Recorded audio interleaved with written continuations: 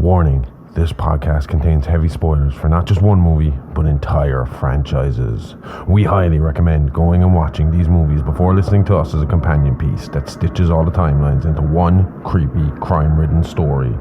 There will be no more spoiler warnings. We do not break character. After this, there is no turning back. You've been warned. Hit the music. You are talking about the nonsensical ravings of a lunatic mind. It's alive! It's alive!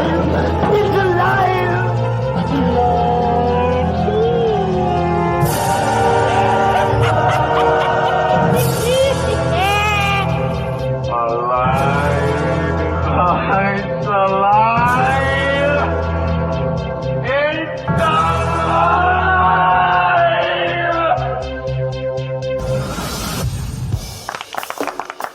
Hello and welcome to It's Alive Alive podcast. This is a true crime paranormal interstellar podcast covering unbelievable stories that sound like they were rip-stripped from the pages of a Hollywood script. This week we were supposed to be bringing you the Bay Harbor Butcher Dexter Morgan Part 3, but life coupled with some technical difficulties caused a small delay with that. The story is ready to be told and will drop on our usual Wednesday spot this week. Wednesday spot, yeah. So, because of how late this post is, you really only have to wait like 2 days. So, it's not all that bad. We apologize for the inconvenience, and we are working hard to make sure we get you the stories from the Horrorverse on time every week. For now, though, check out highlights from the last 3 weeks with Dexter, the story so far. This is probably one of the most unique serial killer stories we're ever going to cover. Mainly because the killer's main victim pool was generally other killers. So he was like what? Like a revenge killer, a vigilante killer? Like why only other killers? He was neither a revenge killer or a vigilante. He killed for the same reason every other serial killer killed. Because he needed to and because he wanted to. Make no mistake, despite his choice of victim, Dexter Morgan was not a good person. He just had guidance on his path. While other killers deal with their urges in solitude, Dexter was guided along by his adoptive father, Harry Morgan, who rationalized that if he couldn't fix Dexter, he could at least point his thirst for blood at the right people. You know what? There's a lot in this story. From dismembered parents to dodging investigations, Dexter Morgan is an enigma. Responsible for a confirmed 18 kills in Miami, plus a few more in New York, but he is suspected to have numbers ranging in the hundreds. Some of Dexter's more high-profile but not proven kills involve names such as the Ice Truck Killer Brian Moser, the Trinity Killer Arthur Mitchell, the Doomsday Killers Travis Marshall and Professor James Geller, and the Runaway Killer Kurt Cadwell. That's the guy that you used to hunt women, yeah? Yeah. So, like I said, we have a lot to cover in this series, so let's jump into it. Dexter Morgan was born Dexter Moser on the 1st of February 1971 to parents Laura Lynn Moser and father Joe Driscoll. He had one brother, 3 years his senior, named Brian Moser, who I already mentioned would go on to become better known as the Ice Truck Killer. Brother killer, so I take it their upbringing under Laura and Joe's watch wasn't the best then. No, they were deep in the drug game. Their early life is sketchy. We know a little bit about Laura due to her time as a confidential police informant, but little is known about Joe, only that he claims he served in the US Army in Vietnam and turned to dealing drugs after to make a living. The thing about Joe Driscoll is that there's no record of his existence before 1971 when he signed Dexter's birth certificate. I'm not even sure if he was Brian's father too or just Dexter's. From what I've heard, he left very little paper trail, paying for everything he owned in life with cash, keeping his name off the records even after Dexter's birth. Oh, so sketchy from the start. Yeah. Laura Lynn Moser, we have a little more information on though. Okay. Born on the 20th of June, 1946 in Bannon, North Carolina. I was about to say New Carolina.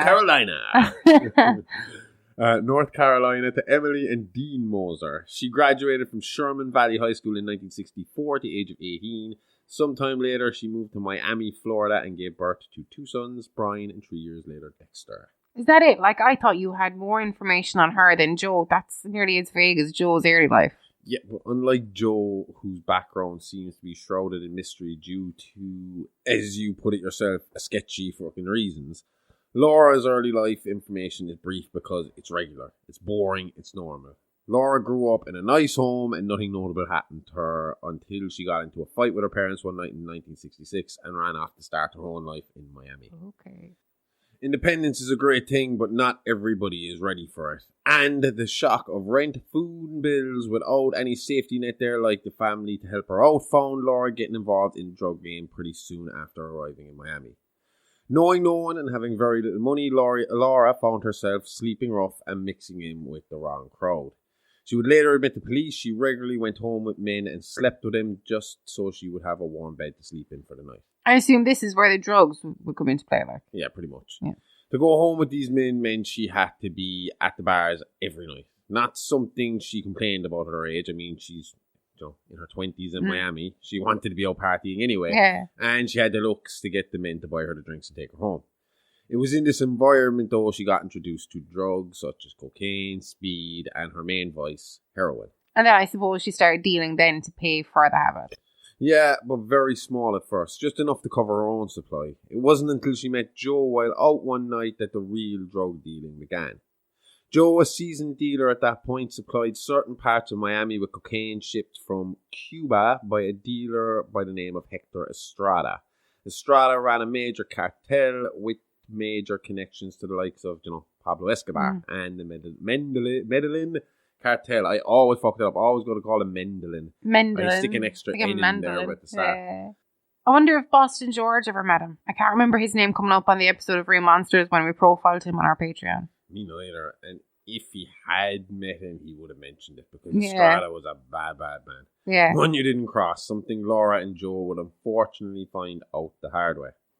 Under Joe's supervision, Laura began to sell drugs and use a lot more than she used to, only managing to get clean when she was pregnant with Dexter. 2 possession arrests led to her working as a confidential informant for Harry Morgan, a detective with the Miami Metro Police Department, and he started an extramarital affair with her. Instantly, I don't like this guy. You're a cop, you're in a position of power, and you're taking advantage of this poor woman. Apparently, Harry was well known for his extramarital affairs with his female informants, with one other woman coming out years later saying she was dumped by Harry when he started to see Laura. So at least he only took one at a time. I think her name was Valerie Hodges or something like that. She didn't take it too well anyway.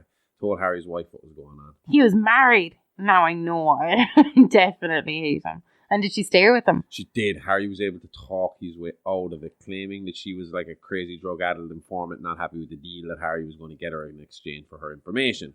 Mm-hmm. Doris bought the story, but was suspicious enough to keep a closer eye on Harry, stopping most of his affairs, except when it came to Laura, who Harry later admitted to falling in love with, even though he did have other motives for keeping this relationship alive. Okay. Harry's goal was to collect evidence against Hector Estrada, who he had become obsessed with catching. While helping Harry, Laura became fearful for herself and her boys, but Harry insisted that she continue her job for him and obtain drugs from the cartel. Harry promised to protect her. When the drug dealers found out that Laura was a police informant and had a sexual relationship with a police officer, Estrada targeted her to be murdered. Good work, Harry, doing a bang-up job protecting a woman you claim to love. All right, I love you. Now go buy these drugs from the psychotic cartel boss. I was about to say psychiatrist.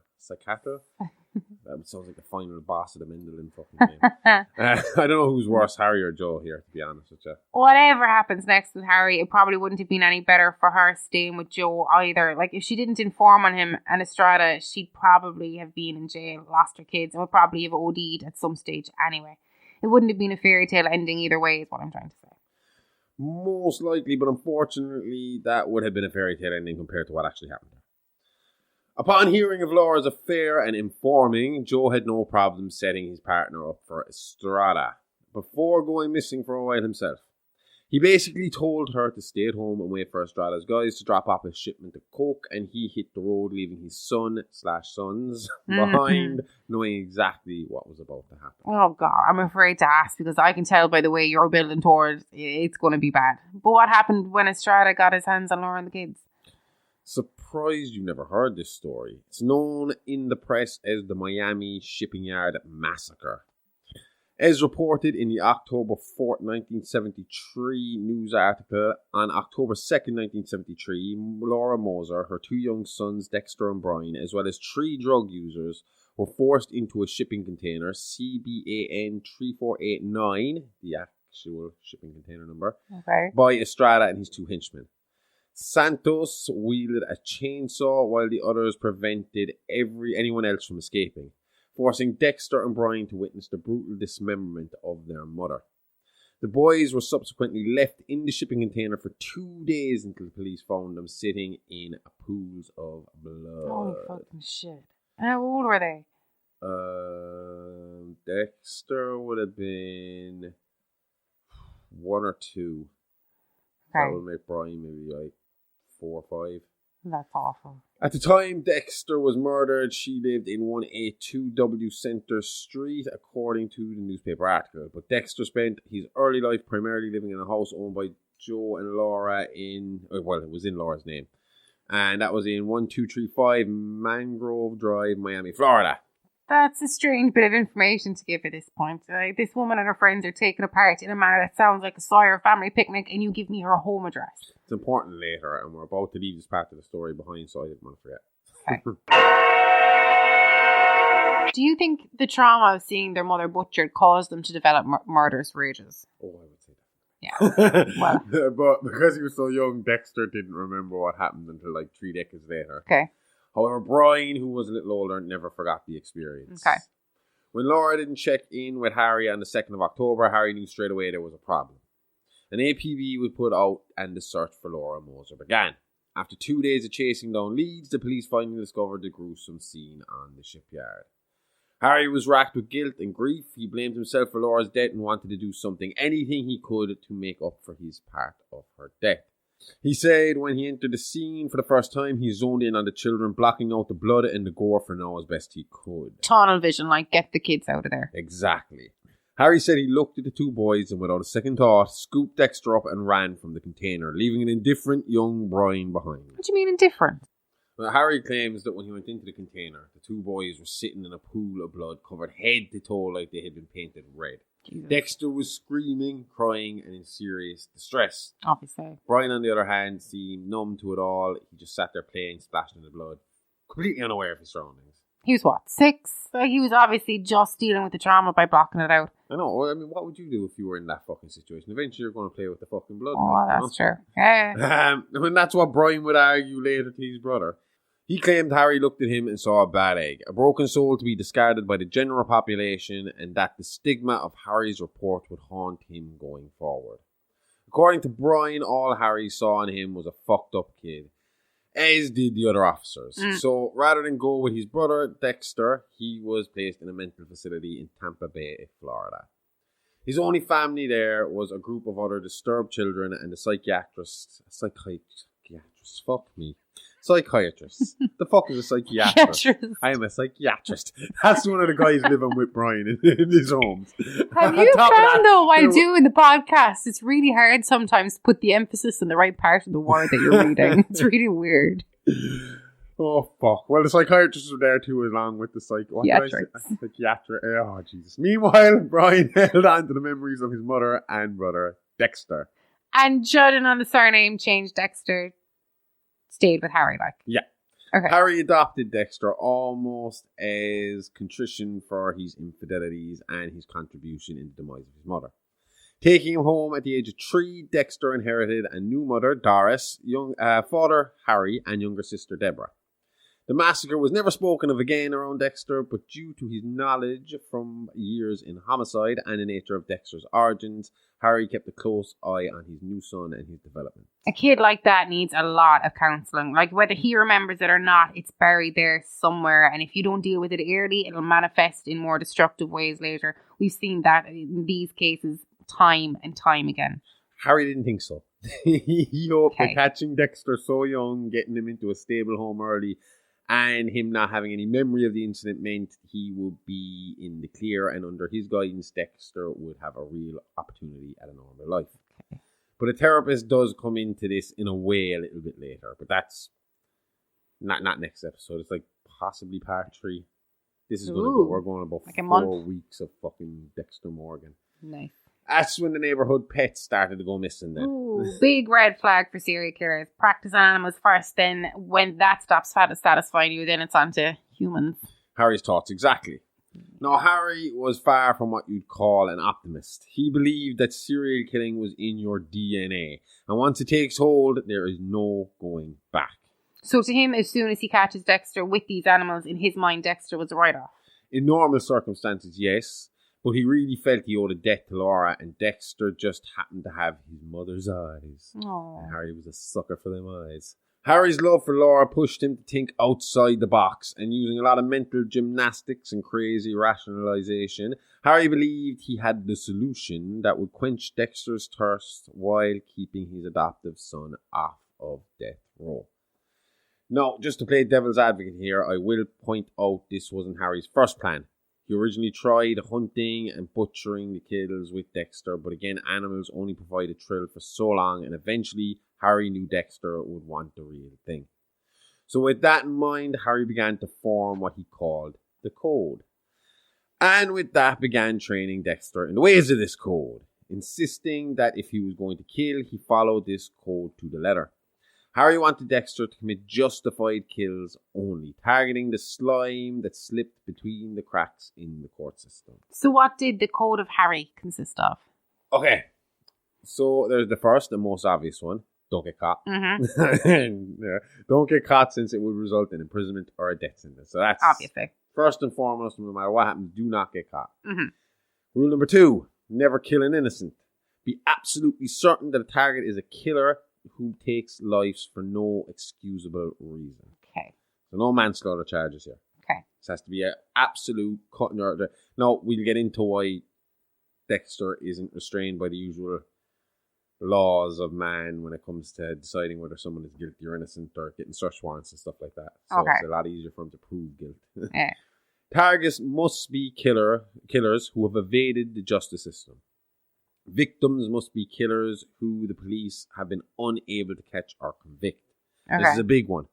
So if there's an active investigation and there's a chance that the police will catch him first, he has got to leave that happen. Okay. He cannot make him a project until they have went through the court system has failed, and this person is out in the street and has gotten away with it. Bye-bye. Or in a case where an investigation has happened and the wrong person has been picked up, or a cold case has happened, but Dexter knows who the person actually is, and there's just not enough evidence to pin the person. Okay. So once that happens, then he's open season. Okay. Killing must serve a purpose, otherwise it's just plain murder. That's not really a rule, it's more of a fucking, I don't know, mantra kind of slogan. Blend in socially, maintain appearances. Now this is something we see with a lot of serial killers. BTK was a good man for getting involved in the community and seeming like just a regular asshole. Yeah. Okay. Control your urges to kill and channel them.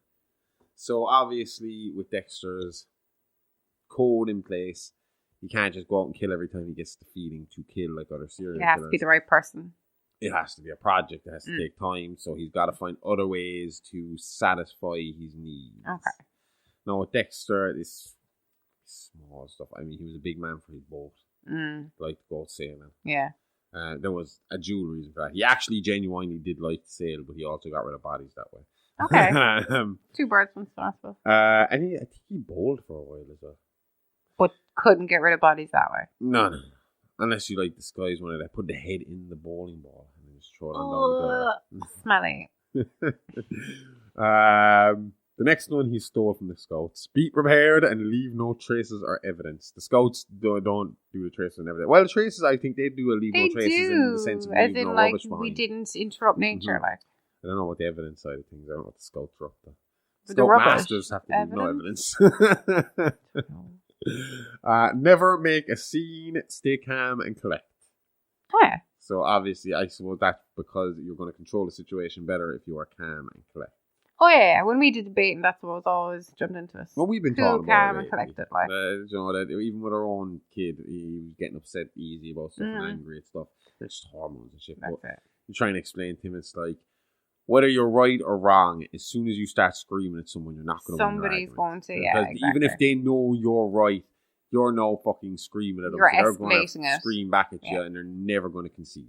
You know? Yeah. Don't make things personal because it clouds judgment. Yep. So he has to be, obviously, don't kill anybody within your direct vicinity, I suppose, is what he's saying. But he still has to try and get, well, does he? Do you have to sometimes maybe get, no, we will see over the coming weeks. He has gotten close with a few serial killers before killing them. Yeah. Interacting with them to get the evidence he needed. Do you know? Okay. Don't get emotionally involved. This is one we will see him break repeatedly. And no preemptive killing. Wow. Like that Minority Report. No. As in only planned ones. Don't do it on the fly.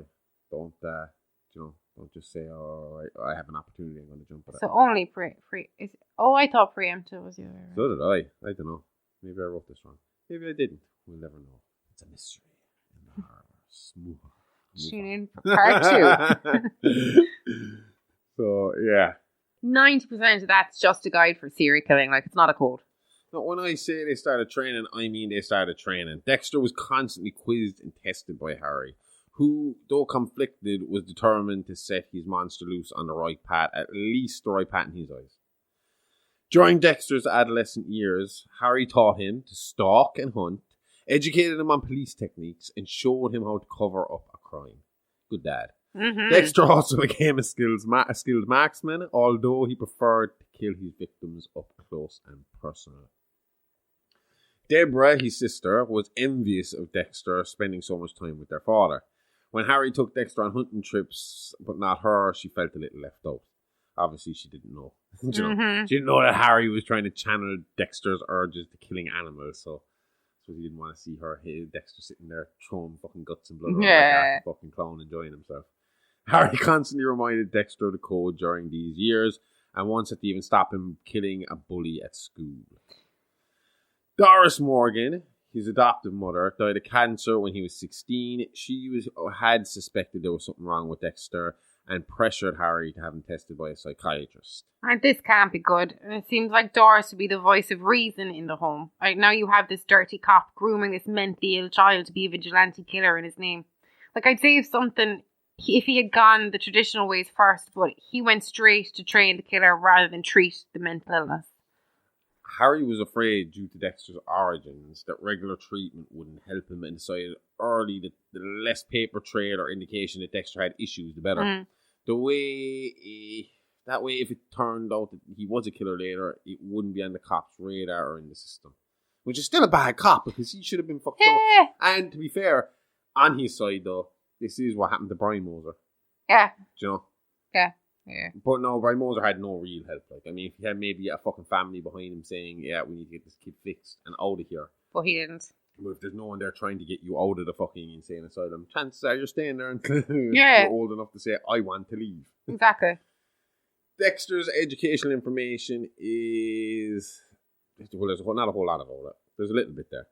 According to a class reunion register, Dexter seemingly graduated from Allenby Shepherd High in 1991. Although at the top of his class in medical school, Dexter gave it up to become a forensics expert specializing in blood spatter analytics.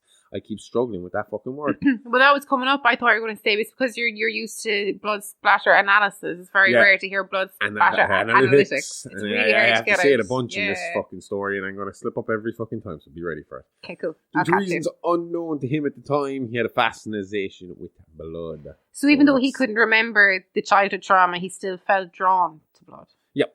And it was in college that Dexter would graduate from apprentice to full-fledged killer. Ooh. Master to apprentice, or apprentice to master. Master to apprentice. Master to apprentice. You've been demoted. When Dexter was 20 years old, Harry fell ill of coronary artery disease and was confined to a hospital. Harry realised that his Nurse Mary, was overdosing him and other patients with morphine, and he gave Dexter his permission to kill her. Mary was Dexter's first human kill, and it was fucking messy. Do you think, though, it's like a virgin losing his virginity for the first time, though? He's like fumbling around with the knife, and he's like, sorry. Wondering where to stick it. Is it in yet? Sorry. And when the blood spurts out of nowhere, he's just like, oh, I'm so sorry. It'll last longer next time.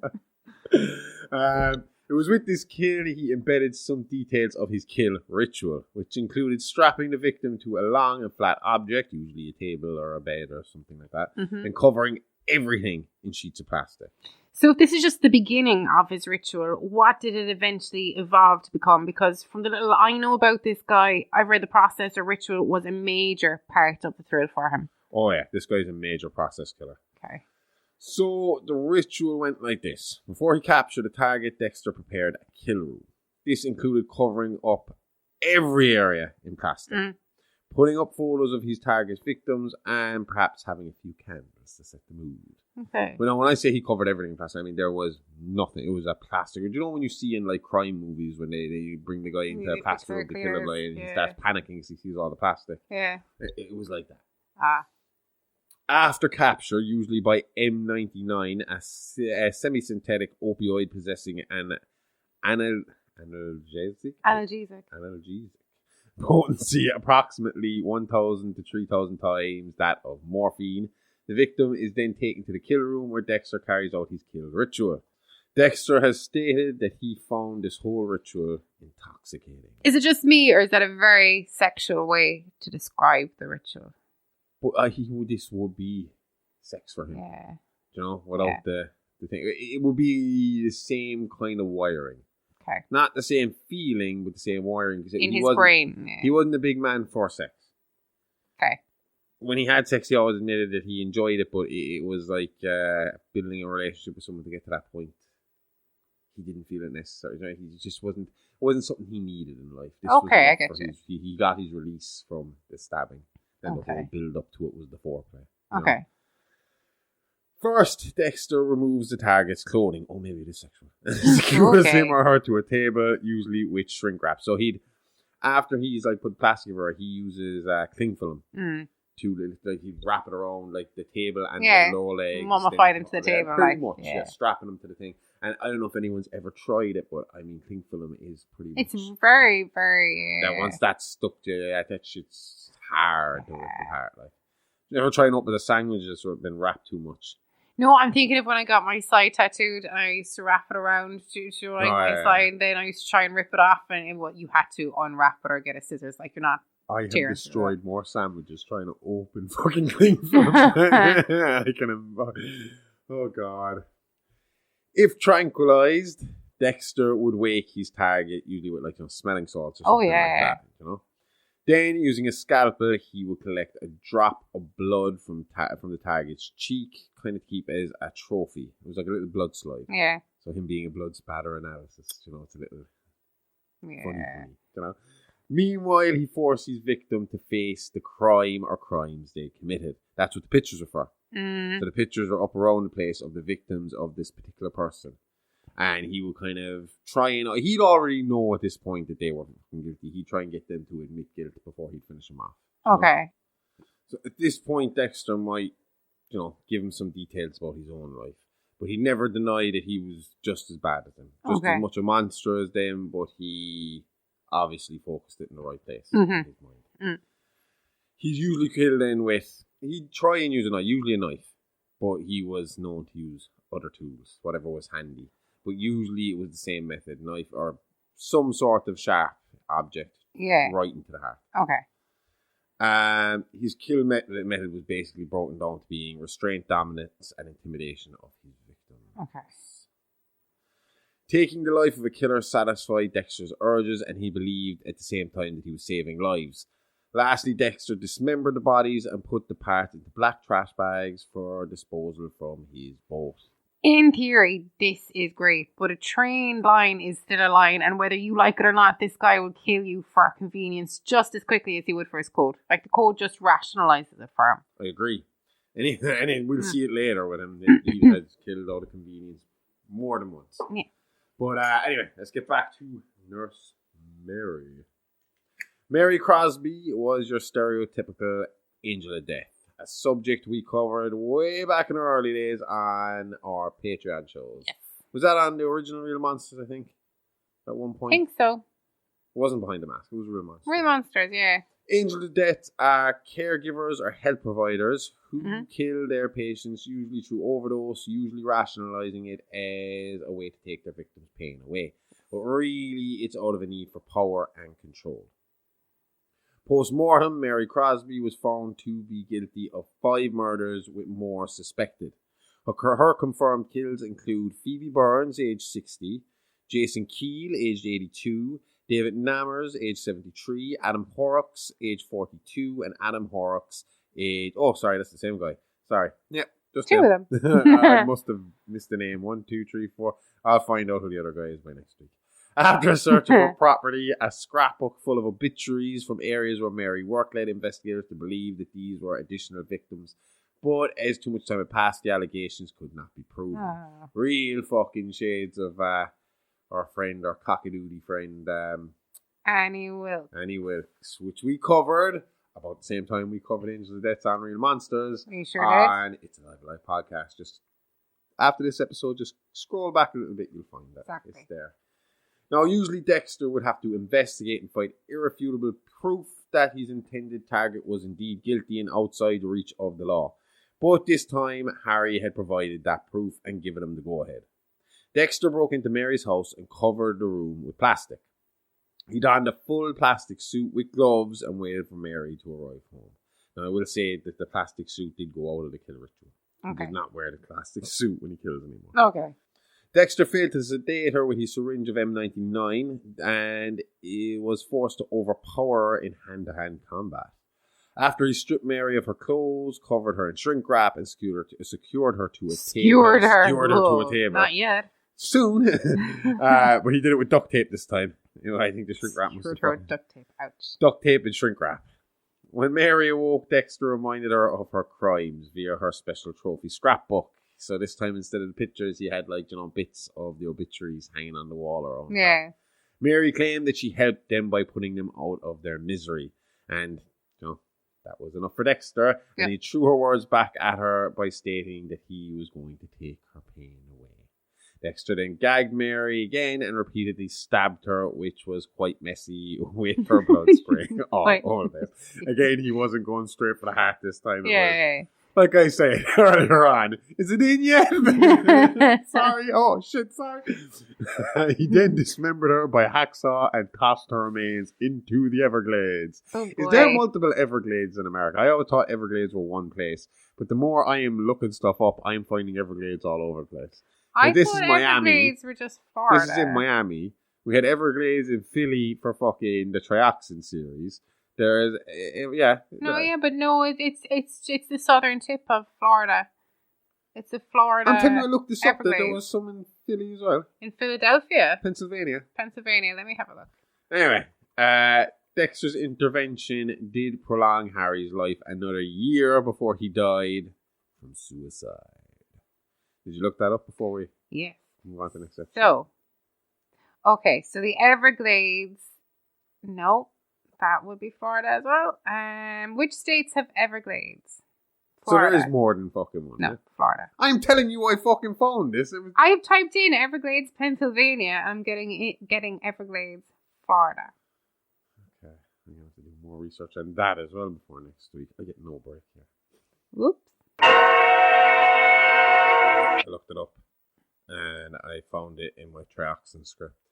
And I did say the trioxin factor army base was in the Everglades. But obviously through my research at the time that I'd forgotten about, I never specified what state the Everglades were in. I just said that the breakout was in Pennsylvania afterwards. So that's what happened. So the army base was in the Everglades. I just mistakenly thought that the breakout would be closer to the original fucking source. The Everglades are definitely Florida. So I gotta go look at that story again and find out how I don't think they have alligators in Pennsylvania. I don't think they have alligators in Pennsylvania. Oh. I don't even know where the Everglades are. Where the fuck am I going to know if they have alligators? Anyway, back to Dexter and Harry and the lot. So it all got too much for Harry in the end. Safe to say, judging off the path he led Dexter down, Harry was more than disgruntled at the legal system. This feeling would only intensify after the murder of his partner and a prostitute at the hands of a convicted pimp by the name of Juan Renez, yes. Sometime after Harry caught one Renez, he was informed that thanks to a faulty warrant, Renez has been released. Furious, Harry gave Dexter his implicit permission to go after Renez. Harry told Dexter that he was right in training him. However, after Harry accidentally walked in on Dexter while he was dismembering Renez, he vomited and pushed his son away, screaming, "Stay away from me," purely out of instinct. 3 days later, Harry died by suicide, overdosing on his heart medication, although Dexter thought he died of a heart disease until many, many years later. How do we have so much intimate information on Dexter? Although the killer was notoriously meticulous in covering up his crimes and real persona, he had an awful habit of keeping a diary. Almost like he was writing his own autobiography. The journals were written almost like detailed inner monologues, detailing every gory detail of the killer's killer life. Okay. They were only discovered by his son after his death in 2021. Okay. It's a recent enough case to come to light. Isn't it? And we'll see next week. He wasn't always who they thought the Bay Harbor Butcher was. He had gotten away with this for a very long time. Okay. Dexter described many times the feeling of being a compulsive killer. He used to describe it as being his dark passenger. Very evil. And that once the dark passenger took the wheel, he was no longer in control and the urge must be filled to satisfy the entity. Now, we've seen other guys do this in the past. What is that fucking... BTK calls his Factor X. Yeah. I think Bundy had some name for his as well. Yeah. Gacy, I think, made some reference to some sort of entity taking him over. Obviously, you have the son of Sam, who thought the dog was telling him to do it. Yes, Sam is the dog in Son of Sam. Devil. So you know. The killer is not Sam. He is the son of Sam. Yeah, son of Sam, that's the dog. Okay. Now, this bit's a little confusing. Okay. We all know that serial killers don't really have feelings and stuff like that. Okay. And a conscience is a big thing they don't have. Dexter claims to have invented a conscience. Okay. He kind of, using memories of Harry and Code, kind of personified this artificial moral compass. Where he kind of, Jesus, it's all crazy, so I don't know how to fucking say it without sounding crazy. It's kind of like he would still see Harry almost, and you know what? The easiest way to do it. It's like Star Wars. Harry was his Force Ghost. Okay. Harry was like his little Jiminy Obi-Wan following, exactly. He was Obi-Wan following fucking Luke around, telling him what was right and wrong. Okay, fair enough. And kind of reminding him again of the Code. Okay. You know? So in his mind, he regularly spoke to Harry post-mortem. Okay. Practically, you know, kind of, particularly when he was trying to decide on a victim. You know, he was trying to fucking measure him up to see if they made the standard. Like Harry would be giving him advice, yeah. Pretty much. Okay. He did all this while working hard to blend into his surroundings. Oh, so that's the part of these stories that creeps me out the most. Like the ones who can blend in seamlessly with the rest of us. You never know who could be stalking you. We mentioned earlier that Dexter was a med school dropout. This wasn't due to lack of intelligence or ability. He had an abundance of both, but more due to advice Harry gave him. Harry suggested that a job in law enforcement would allow Dexter access to files and records, making targets easier to find and research. Dexter could then collect evidence on the suspect that could not be collected through traditional means. I've already kind of hinted at this. Yeah. No warrant due to lack of evidence wasn't a problem for Dexter fucking Morgan. He'd happily break in, find the evidence he need, and then take his justice. Okay. So this advice matched with his medical background and love of all things blood led Dexter to a job in Miami Metro Homicide Department as the blood spatter analyst. Fucking nailed it. Nice one. Good job. So from 1991 to 2006, this was the norm. Dexter would watch and wait from his position at Miami Metro. Then whenever a killer slipped through the cracks, he would strike. His actual kill count at this point is unknown as he dumped a lot of earlier bodies in the Everglades, not in Philly, prior to buying a boat for disposal at sea. Yeah. Much easier. Yeah. The boat he named a slice of life. Uh-huh. It was purchased Nice. as a discreet method of disposal and would see at least 18 confirmed bodies dumped over its side into a watery grave below. So what changed? Like, what tipped the cops off? We're miles away from the cops catching on yet, but we're about to get into the story that leads to the discovery and investigation into what would be dubbed as the Bay Harbor Butcher murders. Class name. And we're back. Hi. Is that the first time we've ever done that? No. Record a full episode and taking it 2 set recording sessions for a full Don't episode. think so. I think we've done it one other time before. Yeah. I can't remember. Just back at the start. Way back We've never when. announced it though, so I wonder will this be really fucking, like What? disconnecting for the the listener. I'm Like, sorry. one minute we're talking normally, next minute we're like, we're back. It would have been a shit episode if we didn't. Sorry, We I needed to put take one a of break. those swoosh between it. Oh no, I've changed that, haven't I? No, it's the You it's from our intro to the Weekend Update. That it's alive, but it's just the music from it. Okay. That's what I was Nice. about to tell here. But yeah, we had to stop last night. We stopped because it was the first time ever we got could to see see. the Northern Lights. Strongest they've been since 1932, apparently, but we don't get them down here. It was crazy though, because with the naked eye, you could see there was a glare in the sky. Well, you could see, the lights, as in, like, they're like beams, lighter colour, like, someone was had like high sun beams coming from through the a clouds, but stadium or going something. through that way. Yeah. Like someone was calling for Batman, but in multiple different directions. And you thought we weren't getting them because you were looking out the window and you were like, I can't see anything. It's bright over there, but I can't see anything. It was only when my Right. brother messaged us and said, take out your phone. And the camera on the phone picked up all these fucking lights. And then we started to get it stronger, like, But it was we mainly got it on the phone, you overhead, didn't see it, like, And yeah. it was all just green and fucking pink. And then my sister up in Mayo had like fucking, Jesus Christ, Gorgeous. half the sky was pink, the other half was like luminous green. It was. It is amazing when you see, like, our historical monuments with the colours over them. It was fun. And then we came back in here and we were going to go back recording. And I knew at that point I was looking at it. This is the curse of the 50-page script. Yeah. I was like, we were halfway there. So yeah, if you're listening to this and looking at your clock and you're like, we're there 45 minutes in, we're only halfway there. We're only halfway there. We're only halfway there of what I'm expecting to be a 4-part story. But no, 4-part overall. Not 4-part today, 4-part overall. Not 4-part overall. Yeah. I'll have a book written on this asshole by the time I'm done. Nice. I'm pretty sure it's been done. Probably. Anyway, we get back to it. As Dexter lived in a fairly stable environment, his elder sibling Brian was living a very different yet similar style of life. Brought up in the system, Brian also developed a thirst for blood, but unlike Dexter, he was alone in his challenge of how to deal with it. He was angry at his situation and how the state and, in turn, humanity had let him down, choosing to save his younger brother while leaving him to rot with all the other Looney Tunes and bad eggs. Thing about it, though, is Brian also inherited the same intelligence and predatory instincts as his brother, leading him to become a more charming and cunning killer. Brian travelled the country and even across the world following his release from the Tampa Mental Institution after being cleared at the age of 21. It is believed that due to his isolation in the facility, he chose to travel in order to secure a life for himself and see what had passed him by growing up in the 1970s and part of the 80s. That would suck, wouldn't it? I wouldn't mind.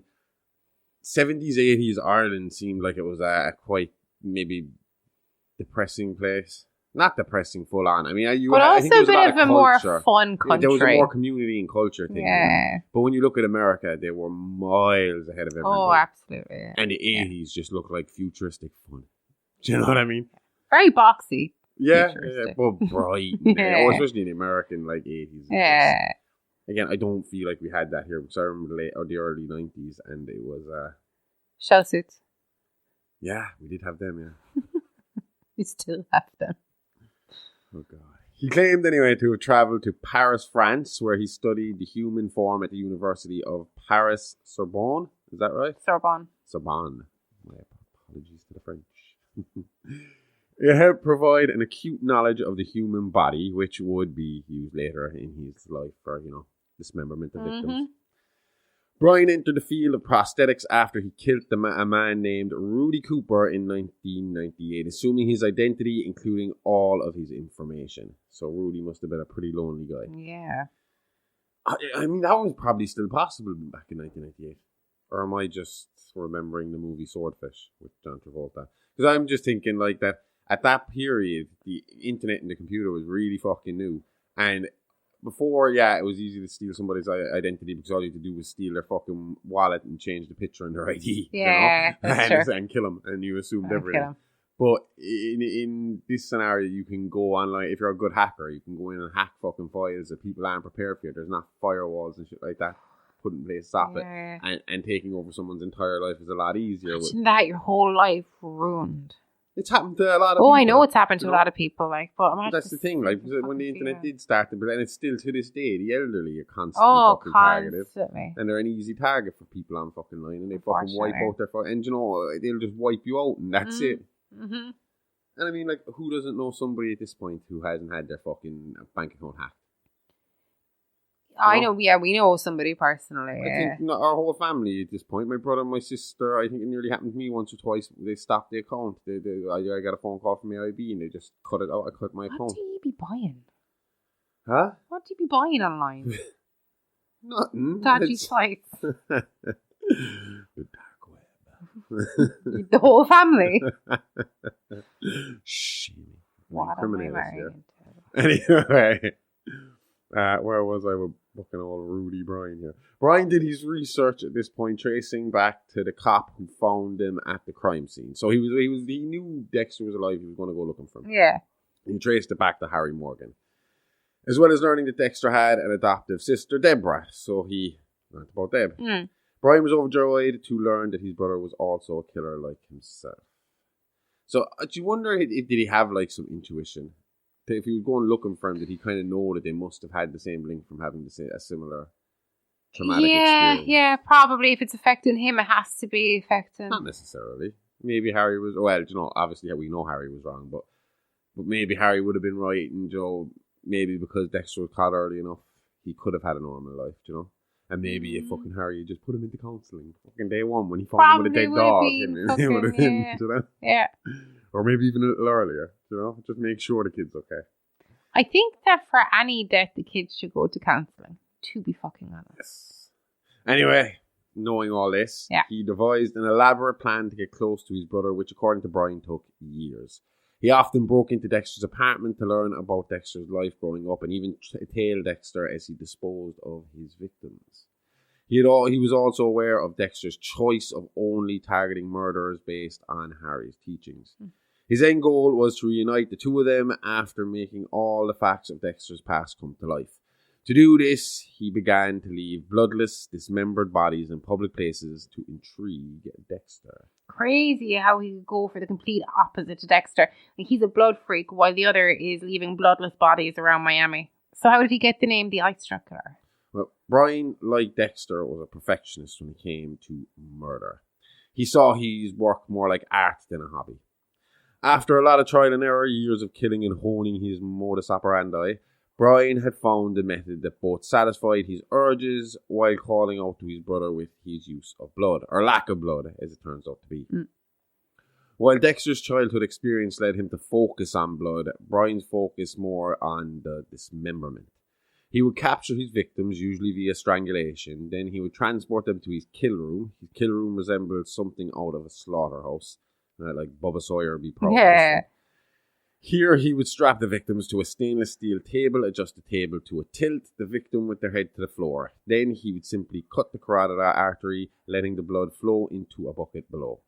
After the body was sufficiently drained, he would move them to his cutting room. Here he would dismember the bodies, cutting at the joints, ankles, knees, groin, wrists, elbows, shoulder, and finally the neck to remove the head. All cuts seem perfectly surgically executed with the exception of one. Which one? It varied with each kill. In each case, one cut would be rough while the rest would be smooth, talented, educated cuts. So at this point, they must know the killer has had some form of medical training, or from the way you describe the cuts, a lot of medical training, specifically surgical training. That would be the first place I'd look. What was up with the one rough cut, though? At first, they thought he was just, he'd been interrupted by a potential witness, and he had to rush to finish, which would have been great for them because that means there's a potential witness out there. Yeah. But as the numbers built and the pattern continued, it became obvious that it was part of his MO. Okay. Once the body was dismembered, Brian would move the body parts from his kill room to his ice truck, using this to move them to his chosen staging area. So that's how he got the name. So, but why, what was the point in freezing the body parts just to move them to his staging area? What there was the Miami Heat to contend with. Yeah. And I'm not talking about the basketball team. No.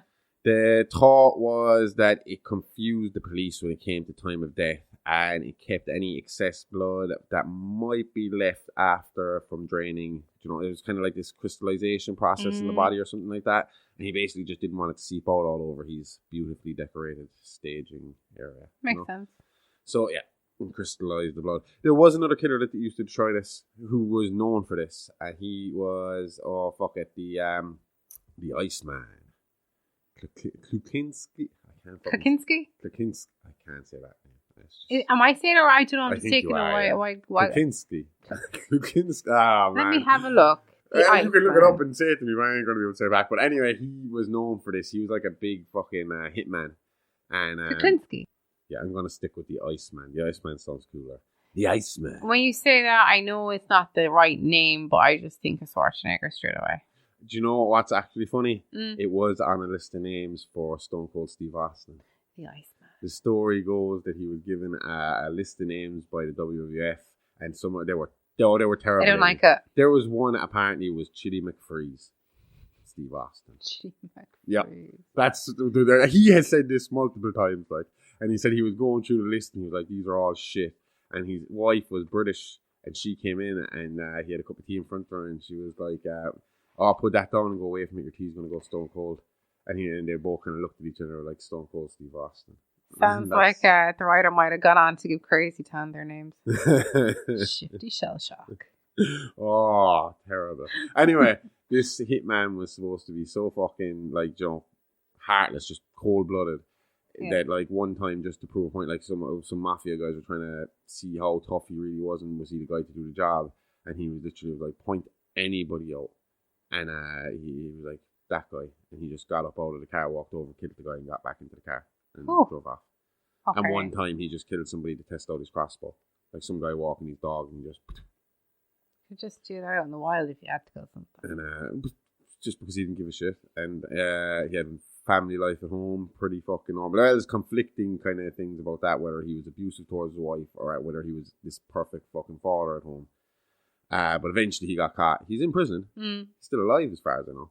And that's the one thing. And they ended up finding it out because he had bragged about it to someone or it was said to somebody. And then when they found the body and they realized it had been kept on ice, they were able to kind of fucking figure it out. That's what he had been doing to confuse the time of deaths. He had been fucking freezing them, keeping them in a freezer for a couple of fucking weeks, and then dumping the bodies later. Jesus. Just one hadn't thawed out enough before the cops found it. So they knew that he started freezing. He had been frozen. So they'd be able to work back, yeah. And if he's to be believed, again, people have said it's touch and go whether everything, he definitely killed people, but whether everything he says is true or whether it's not, because I think his numbers are again over the hundreds. Yeah. But I know he had problems with Sammy the Bull at one point, where he might have lied about Sammy the Bull, but Sammy the Bull, then you don't know if he's telling the truth either side. Yeah. I don't know. Anyway, I don't know if he got the idea from him, but that's what he was doing at his staging areas to keep them nice and clean. Okay. Brian knew that despite his chosen career, that deep down, the blood actually still bothered Dexter. So, as much as we thought he was a blood freak to start with, the reality of it is he might have, he chose to face his fear by surrounding himself with it. But deep down inside, he would have loved to have never seen it drop again. You know? Yeah. So I think it was kind of put in front of him, and we'll see how he deals with it a little later to kind of prove that point. Yeah. He himself didn't realise it until he witnessed his brother's work. It took 3 attempts, but with his 3rd victim, he finally attracted the attention of Dexter, whose sister Deb, also a cop like her father, was working vice and was undercover hanging with the other ladies of the night when the 3rd victim was found. Deb was working her butt off trying to get a detective spot in the Miami Metro Police Department Homicide Division, and working closely with the escorts on the street and seeing how they had to live, you know. Yeah. And we've discussed it a few times. Yep. She had begun to feel it was her duty to help protect these girls, you know. She felt like she was their kind of, she was their cop, you know. So she kind of, once these bodies started to turn up, she knew straight away that these girls were connected to her. Okay. He had no particular motive behind his choice of victims outside of convenience at first. He'd cruise the red light district in Miami, pick up a girl, pay her, bring her back to his place, sleep with her, and strangle her into unconsciousness. Fuck me. Waiting for her to revive, strapped upside down to the table before finally explaining the situation to his victim before just to enjoy those last few seconds of terror before ending it and starting the butchering process. And this had to happen 3 times before anyone took notice. The first 2 were obviously seen as having connections, but Miami had a high murder rate at the time, and Americans are very slow to announce serial killers. Yeah, because the idea of 2 different people murdering, dismembering a body in the same area is better than having just one. Yeah, tell me about it. I always say this. It's thinking like this that kept like Joe D'Angelo, better known as the Golden State Killer, on the streets for decades. Cops refused to link his crimes, leading to him working under various different monikers. He was the Visalia ransacker, the original Night Stalker, and the East Area rapist. I always wondered, that's it. I always wondered, was he like, you know, when he, because Richard Ramirez is the Night Stalker. Was there like some point where D'Angelo was like sitting at home in the 90s reading the paper and was like, who the fuck Took is this my motherfucker? name. The Night Stalker. Fuck this. And he went out and he was like, full rebrand. I am the original Night Stalker. That makes you sound bland though. Original. Makes you sound like you just got a tiny bit of salting. That's it. Sounds like a band that split up and they're fighting with each other and one is doing this thing, the original. Anyway, while working Vice, Deb had begun to hear of girls in her circle going missing off the streets. Not unusual in this line of work, not always in a bad way. Sometimes girls have enough of life and may just leave the city and go back to their hometowns for clean up and start fresh. Yeah. And in those cases, they don't usually fucking tell anybody. They just up and leave. But in these cases, Deb was able to check the records and positively ID all 3 of Brian's first victims in the ice truck killings. That had to be by design, right? I mean, if they were all girls on Deb's beat, then he was bound to be choosing them to get her attention and then in turn Dexter's attention. Everything Brian Moser did was by design. Yeah. I feel like fucking Willow and Hannibal now. Nothing was a mistake, and with his 3rd victim, he had finally gotten his wish. It's strange that Brian would choose to leave a bloodless scene to grab the attention of Miami Metro's blood splatter and a spatter. I keep going to say splatter, analyst. But like I said, he had a plan. I always say splatter as well. No, it's spatter.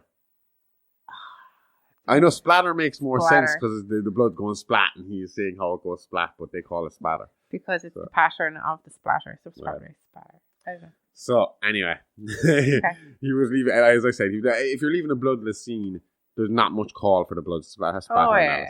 You know? Yeah, so, exactly. But again, this guy knows what he's doing. I assume he knew this was all working out for him. The plan was going as it was supposed to. So I assume he knew that this process would eventually bring Deb to call her brother in.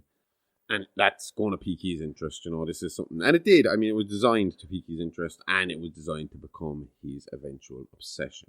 But it's a new ongoing investigation, and according to his code, he couldn't get involved until the law well and truly failed. This is true, but Deb knew he had like a sixth sense for crime scenes, almost like he could look at it from a different perspective to his colleagues. He could sympathise with the killer so he could rationalise the MO better. Exactly. Okay. When the 3rd victim, Heather Costas, was discovered along with Jill Vartos and Terry Ludlow from Deb's beat, she knew something was up, and having built a little trust with the girls and her brother's killer intuition, she hoped to crack the case and make a name for herself in the process. Dexter agreed to meet her at the 3rd scene to have a look, and what he found amazed him. Surely working as a blood spatter analyst in Miami, he's seen his fair share of gory crimes, so why does this one stand out to him so much? Again, trying to make sense of the senseless. We say this so often. We should get a t-shirt. Making sense of the senseless. It's a live podcast. We make sense of the senseless. Do we? I'd assume it was the lack of blood that kind of, attracted him to the situation. I mean, Brian's trying to get his attention. This murder imposing method has to be designed for that purpose. Yeah. And it was a success, because after examining the scene, he was hooked. His head swimming as he walked off the scene without a word. leaving Deb standing around clueless and confused by her brother's behaviour. It's just a guess, not anything I've read, but Brian must have been close by to witness his reaction. It would make sense considering he had kept such a close tabs on him up until now, and it would make sense judging off his next move. Looking to capitalise off his success, Brian swung into action, already with another freshly cut body sitting in his truck. He followed and watched his brother until he found the right location. This was a local crab festival based on the Miami Beach boardwalk. Presumably because Dexter's there. Yep. He was on a date with his girlfriend, Rita Bennett. Oh, girlfriend. I didn't know why. I don't know why, but I pictured Dexter as a loner. The real Dexter is a loner at heart, like. But Harry had taught him well. He knew he had to put on a mask in public. He had to blend in with the crowd, and for that reason, he forced himself to fake social situations. So he didn't really care for this woman? This is where it gets complicated. At first, she was just a cover for him, a life accessory to make him look more normal. But over time, he did develop a bond with her, and he himself found it hard to rationalise in his own head, what was going on. But, yeah. It's said that although a psychopath might not care for another person in a traditional way, they can be fiercely loyal to the few that they are close to.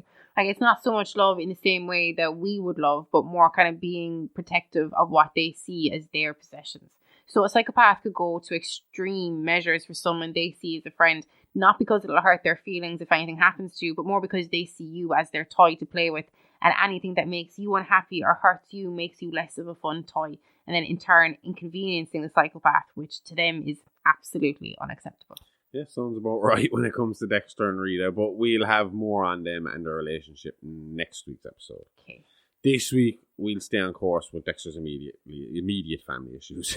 Because Okay. there is a big story around who she is and why he chose her, and we will. Why he chose to be with her, like? Why her in particular? Okay. He has his reasons for her being the person he wants Kind to of be with. creepy. Huh? Kind of creepy. Well, we're talking about fucking serial killers here. That's What do true. you want? I mean, sense Pause. from the senseless. Anyway, so the victim at the Crab Festival was 23-year-old Alice Curry, yet another girl well known to Deborah Morgan. Seeing familiar faces by the police tape and flashing lights, Dexter curiously made his way over to the investigation site where he saw Detective Angel Batista was searching for clues. The detective confirmed that the MO was again the same as the motel and the other two girls that preceded them. Only this time, the body was missing its head. This new twist intrigued Dexter, and although he planned to help his sister on her quest to catch the killer, secretly deep down he wanted him to get away. He wanted him for his table, a feeling which would intensify as the games began to heat up, and Brian really had the undivided attention of his brother. So how was he helping Deborah? Like, the last you said he left her clueless at the motel. Well, at this point, he was still confined by the laws of Harry's Code, so he couldn't make this a personal project, as it was an ongoing investigation, and law always gets first crack at these guys. So for now, he acted as Deb's personal serial killer consultant. And it's never aroused any suspicion from Deborah. Like, he literally surrounds himself with cops both at home and at work, and no one ever suspects him of any foul play. Hiding in plain sight. Deb never really suspected anything, she just thought he had a talent for profiling. I mean, which is unheard of. Right. That's not to say no one in Miami Metro was suspicious, but again, we'll have to wait till next week for that one. Okay. So, big episode next week. Yeah. For the next few days, he met actually every episode of this is just big, and that's what's so fucking overwhelming about all of this. I will say this right now, just as a side thing. I thought we have another project that I wanted to do before the end of this year, another series, like a big story that I wanted to do. And I even started researching that big story like now. And I have started realizing that this story right here we're doing now is bigger than the one I'm researching. And the one I'm researching is actually the easier one, where this was supposed to be my kind of Transition. me just dipping my toes in the water for another big story. Because we haven't done this since Halloween. And so we covered Michael Myers for the Halloween specials. Yeah. And fuck me. Go on. Jesus Christ, 4-parters are hard.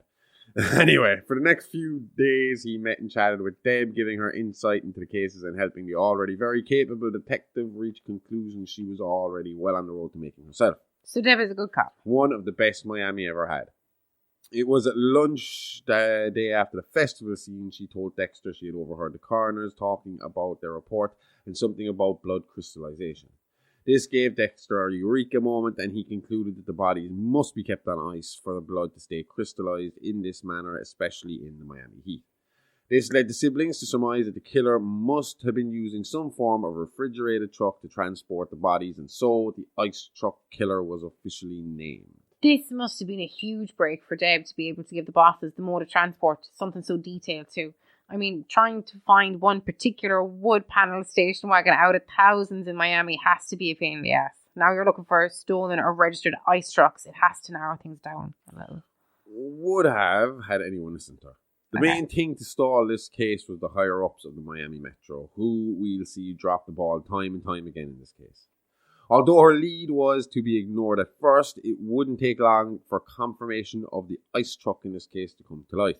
As Dexter drove home after dumping one of his own projects into the ocean, he couldn't help but notice an ice truck driving nearby. Wait, so this was his own project? Dexter was killing people while this case went on? Well, yeah, he's a serial killer. It's what he does. And don't forget, at this point, he's completely unaware that this case is tied to him in any way. He worked for the homicide department. If he stopped operating every time an interesting serial killer popped their head up, he'd never get anything done. So how many people has he killed since their story began? Truthfully, I don't know. No one really knows. He kept good journals, but on more than one occasion, he got spooked and destroyed any evidence or trophies that he may have had at the time. Yeah. And although Dexter's main reign was from the early 90s up until 2013, his true identity wasn't revealed until 3 years ago. So his past, his background, the scope of his killings is completely unknown. Okay. But it's believed to be at least 100 plus victims as of a count in January this year. Okay. What I can tell you is that Dexter had an obvious special connection to this case, and two others that we'll cover over the coming weeks. They're the cases we'll focus on because the rest is suspected, not proven. From the journal on this case, we know Dexter stalked 5 different projects and killed 5 people, but didn't complete all his projects. Not directly at least. What does that mean? Well, there was this, so over the course of time, he was looking at 5 different people in this period of time.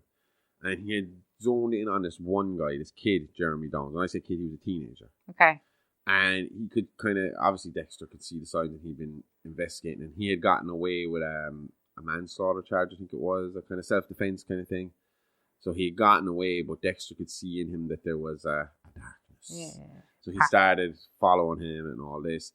So he built up his evidence. He believed he knew what was going on, and he cornered this kid, and he was going to try and get him with his needle because Dexter liked these, what was it, M99 or something like that? I think so, yeah. Anyway, he got talking to this kid, and he realised that Jeremy was an abused child. And that the situation was that he had actually killed an abuser, and Dexter kind of decided to try and influence him to go more his way. Yeah. And said you shouldn't kill people who don't deserve it, and kind of left him go again, you know? Okay. Unfortunately, a few weeks later, Dexter found himself on a crime scene that he knew was committed by Jeremy Downs again. Shit. But before Dexter could get his hands on him, the police got their hands on him. Okay. And Dexter had said something, felt a bit guilty about this because he had said something to Jeremy about, obviously I just said about only killing the bad people. Oh. Jeremy committed suicide when he got into prison so that he could kill the bad person. Oh, shit. Yeah. So that's how he didn't kill Jeremy, but he technically was involved. Not directly, I said. Influence. So outside of Jeremy, Dexter also murdered Michael Donovan, who was later proven to be a paedophile serial killer. So fuck him. Good. Jamie Dworsky, who had that's the guy he had just dumped. No, okay. Before we got on this sidebar. Later, he got Matt Chambers, a repeated drunk driver who had repeatedly got off on hit and run charges from moving around and changing his name. What did Dworsky do? Repeated rapist. Decided to make a snuff film with his last victim and got off on a technicality something she would have warned. Yeah. Dexter also murdered Dr. Emmett Meridian, who specialized in hypnotherapy and had been subliminally Good job. encouraging his powerful female clients to commit suicide, and a couple by the name of George and Valerie Castello. They had been smuggling Cuban immigrants into the country at a high price, then holding the Cubans hostage until the family paid their ransom. If the ransom wasn't paid in time, the hostages were killed as a warning to the other families who may still have family members under the Castellos' care. So he didn't directly kill Jeremy, but he killed 5 because of the couple. exactly. And there's a little bit more to that case, and we will get into it a little later. Okay. To get to that, though, we need to get back to our story. Dexter was driving home after dumping the snuff tape killer, and he noticed an ice truck driving close by. His curiosity getting the better of him, he decided to follow it. Dexter wrote that he felt like the killer knew he was being followed. An instinct soon confirmed as the truck began to speed up and take more risky high-paced turns. Dexter tried to keep up, but after a short chase lost sight of the truck on a side road. That's when he said the lights turned on to blind him. Full blast floodlights right in the fucking eyes, so he couldn't see or do anything. And before he knew it, there was a head flying towards his windscreen. The head would soon be discovered to belong to the last IT cake victim, Alice Curry. So now Dexter is a witness to the ice truck, confirming Deb's theory. And winning her a big promotion in the process. Deborah Morgan was officially a Miami Metro homicide detective. Ooh. It was late when Dexter dumped the Warski overboard, even later when the head hit his car. So by the time he was done talking to the cops, the sun was coming up. But any hope of this day being over was dashed when he found a Barbie head hanging from his fridge door when he got home. Yikes. He then opened the door to find the rest of the doll broken into segments laid out like the victims of the ice truck killer. Brian had been in his house. It wasn't his imagination. The killer knew him and he was trying to draw him in closer. The average man would be worried or confused as to how they fit into the narrative, but not Dexter. He was curious, excited, almost giddy at the thought of going toe-to-toe with a killer whose work he had held in such high regard. This is amazing. This has to be the most honest and detailed look into the mind of a serial killer. A very new and fresh perspective to what we've dealt with before. We're barely scratching the surface here. We'll be living with Mr. Morgan for at least the next 3 or 4 weeks with all the stories we've got to work through. Cool. The next big find was again by Detective Deborah Morgan. She rang her brother and frantically told him about how she had tracked down the truck and that he needed to come down to see the scene and take a look. When they entered the truck, they found one solid block of ice, the fingerprints of his next victim encased inside, each nail sporting a different coloured nail polish. What about the rest of the truck? Spotless. No other evidence was found in or around the truck. A little later, the rest of the victim's body was found at a local ice rink, staged like little packages in the hockey goals. So do you know the little hockey goals they have? Yeah. They're tiny, and it was kind of like packaged on top of each other there. Yeah. And this would be identified to be Sherry Taylor, street name Cherry. Okay. Just a quick detail, in between finding the truck and Cherry's body, Dexter had returned home to find the Barbie reaffixed to his fridge, but the contents of the body and the inside, they were gone. So Brian had come back and taken them away again. So this guy is a regular visitor here. Like, he didn't just do this once. Chances are he knew that apartment as well as Dexter himself. He had probably been in and out of there hundreds of times over the years building up to this event. You know, Okay. He's been doing his research, so he's been living kind of Dexter's life from afar. Yeah. Anyway, back to the ice ring. This scene proved to give the cops a much-needed break in the case and their first real lead in terms of identifying a suspect. The ring was fitted with the most up-to-date security available at the time, and the footage from the night before showed ice ring security guard Tony Tucci as being the man to pose the bodies. Tony's current whereabouts at that time were unknown, and with that, he became the main suspect and a manhunt began around Miami in search for Tucci. This was the police department's first fuck up. They jumped at the chance to put a face to the name, so with very little evidence, they prematurely announced Tucci as a suspect. A little closer inspection of the tape and of Tony Tucci's life would soon see that theory debunked as it became clearer and clearer that Tucci was not the killer but just another victim or pawn in the game Brian was playing with Dexter. You mentioned earlier that it was known that the ice truck killer was picking girls up in his truck. It wasn't picking girls up in his truck. Instead, he was using a wood panel station wagon, which, from what we can tell from watching American sitcoms and TV shows, is a very common car in the States. I've never ever seen one. We had those tiny long cars, but they're not the wood paneled ones. You never really saw them around Ireland, did you? Seen 1 or 2 maybe, but not common. Well, it doesn't make a difference because Tucci didn't have a driver's license or any car registered to him or his mother with who he lived at the time. He had no criminal record, no violence or trauma in his past, and his home turned up no signs of being the ice truck killer. This led Detective Deborah Morgan and Sergeant James Dokes to take a closer look at the videotape. There they discovered that Tucci was constantly looking off camera and looked to be interacting with an unseen accomplice. They hypothesized that possibly Tucci was just a decoy and that he was taking orders from the real-life killer off camera, possibly at gunpoint. Tucci must have then been kidnapped by the killer to be used as another art piece at a later date. Again, the brass didn't want to hear it, and again they stayed headstrong and steadfast that Tucci was their man. Just like before, it wouldn't take long for them to be proven wrong and have to go to the local and national TV to make public apologies to Tucci's family. I suppose once he used Tucci's body, they know he's not the killer. Kind of. This is like the next phase of Moser's plan. Okay. Tucci was there to serve a different purpose from the escorts. And a few days after the announcement of Tucci as main suspect, a hand turned up at Petrie Beach. It was then positively ID'd by DNA to belong to Tony Tucci. Along with the hand was a photo. The photo was of the hand's dumping ground before the hand had been dumped. Kind of like a before and after dumping picture. Yeah. So literally just the area the hand was found in. It was like a picture was taken before the hand was placed there, and then the hand was put down and the picture was put next to it. Okay. This made no sense to detectives on the case, but the location sparked some memories in Dexter's brain. He had been here before as a child, but what relevance it held to his link with ITK, he could not figure out. Not long after this, Tucci's foot was found at a local soccer pitch and his thigh at a pumpkin patch. Again, they were accompanied by pictures of the scene pre-dumping. Yeah. Again, Dexter recognized these locations from his life, and now he knew why they seemed so familiar. He had the same pictures at home in his personal photo album. Only difference was most of them contained himself and or other members of the Morgan clan. Brian was trying to send him a message. So after the pumpkin patch discovery, he went back to his apartment to search for clues. If ITK was in his home and went through his things, maybe he had left a clue to help him along, and he was right.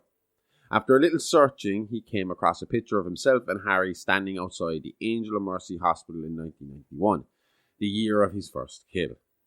On the back of the picture, Dexter found a smiley face drawn on the corner. It was perfect. The hospital had since closed down and fallen into disrepair. Thinking of the space, the equipment needed to ply his craft, Dexter knew this had to be the hideout for his secret foe. Now, by the rules of the code, Dexter should have really called this one into Miami Metro and allowed them to follow up with the possibility of an arrest still on the table. But the game had gotten personal. And for his own self-preservation, he needed to get to ITK first. Find out how much he knew or could prove. And, under normal circumstances, it would fall to police first. But if they get to ITK and he starts talking, Dexter doesn't know how much this guy knows at this point. Yeah. Dexter knows this guy's been watching him. He's been following his life. What has he seen? Yeah. Does he know I'm a serial killer? How much can he prove? So Dexter didn't want to find himself in shackles and chains right by his side, and this whole event would, just have been a horrific, drawn-out interview for a new lifelong roommate. Yeah. So he knew too much, so code be damned, the ice truck killer would become another bloodslide in Dexter's trophy case. There was no other option. Only one of them could walk away from this. I don't know if I've said it yet, but like those bloodslide, we've mentioned those bloodslide. Yeah, he keeps one of them for each person he's killed in a box. And again, we don't know how many of these boxes he's had because he's destroyed a few of them over the years. Out of paranoia. Being caught. Yeah, I mean, it's evidence. Yeah, exactly. Literal evidence, and we will find out. Again, next episode, why? Cool. So with that in mind, he took off for the hospital, tooled up and ready to fight if needs be. But again, by code standards, this was reckless. If all went well, he wouldn't find the killer, but just his hideout. Also, he wouldn't alert the killer to his presence, giving him a chance to prep and attack when the odds were in his favour. What Dexter found when he reached the hospital, though, was that it was all set up. A test laid out in front of him to see how he'd react. He found the partially dismembered Tony Tucci blindfolded and bound to the medical table. Dexter realised he'd been lured there to see what he would do as a killer. Tucci was there helpless and ripe for the kill. The crime had a built-in alibi with the ice truck killer taking the blame. The area had been set up with tools, scalpels and knives. No one would ever know that Dexter could get his fix. Remember, he's all riled up now because he thought he was coming to confront the ITK killer. Like putting drugs in front of an addict. Pretty much. But thankfully, our kind of hero prevails and sticks to his code, ringing in an anonymous tip to the Miami Metro before fleeing the scene, only to return a few hours later under an official role as the blood spatter analyst. Surely this was a huge break for the detectives. Like, did they find much evidence at the scene? Not at first, but Tucci would later lead them to a throat lozenge wrapper that would break the case wide open. So obviously that's a bit vague, but when they did the original examination of the place, looking for clues, looking for DNA, fingerprints, that being the site of Tony Tucci's dismemberment. The Angel of Mercy Hospital, that's what I called it, wasn't it? Mercy. Anyway. If it was at Angel of Mercy Hospital, is that kind of dies? Is that what you call it? Serial killers? No, they're... Angel of Mercy Hospital. Angel of Mercy or Angel of Death, they're called both. Sure, that's what it was called. Sorry, 1 second. I literally said it to you. Yeah, Angel of Mercy Hospital. I just think it's a funny name because it could be called both the Angel of Death and the Angel of Mercy. Are they called Angel of Mercy? Yeah. Anyway, so they did an examination there, and they kind of thought, like, look, there's a lot of rats here, there's a lot of shit here, we're not going to get much. And they knew there was rats because they could hear rustling in the pipes. All rats and rats. Yeah. So they thought Tony Tucci would be their only chance. A possibility. He must have seen him, because obviously him directing him and all that. But Tucci was out. He hadn't come through yet. When they brought him in, he had to be put into an induced coma. Then he was fucked. Like, missing a leg, missing an arm. Bits and pieces all over the shop. Yuck. So I'd rather be asleep. Yeah. They basically had to sit back and wait for this guy to come back through and tell them what he saw, what he knew or hoped he saw. In the meantime, Dexter was on another project. Ooh. He had found out about this guy named George Castillo, who he suspected of murder. And he found out about this through Rita's housekeeper friend from the hotel. I think Rita worked in a hotel, I think. Okay. And they were friends there, but she had basically kind of given her the thing of, I tried to get my husband in through illegal avenues. And I had to pay these people to bring him in. Yeah.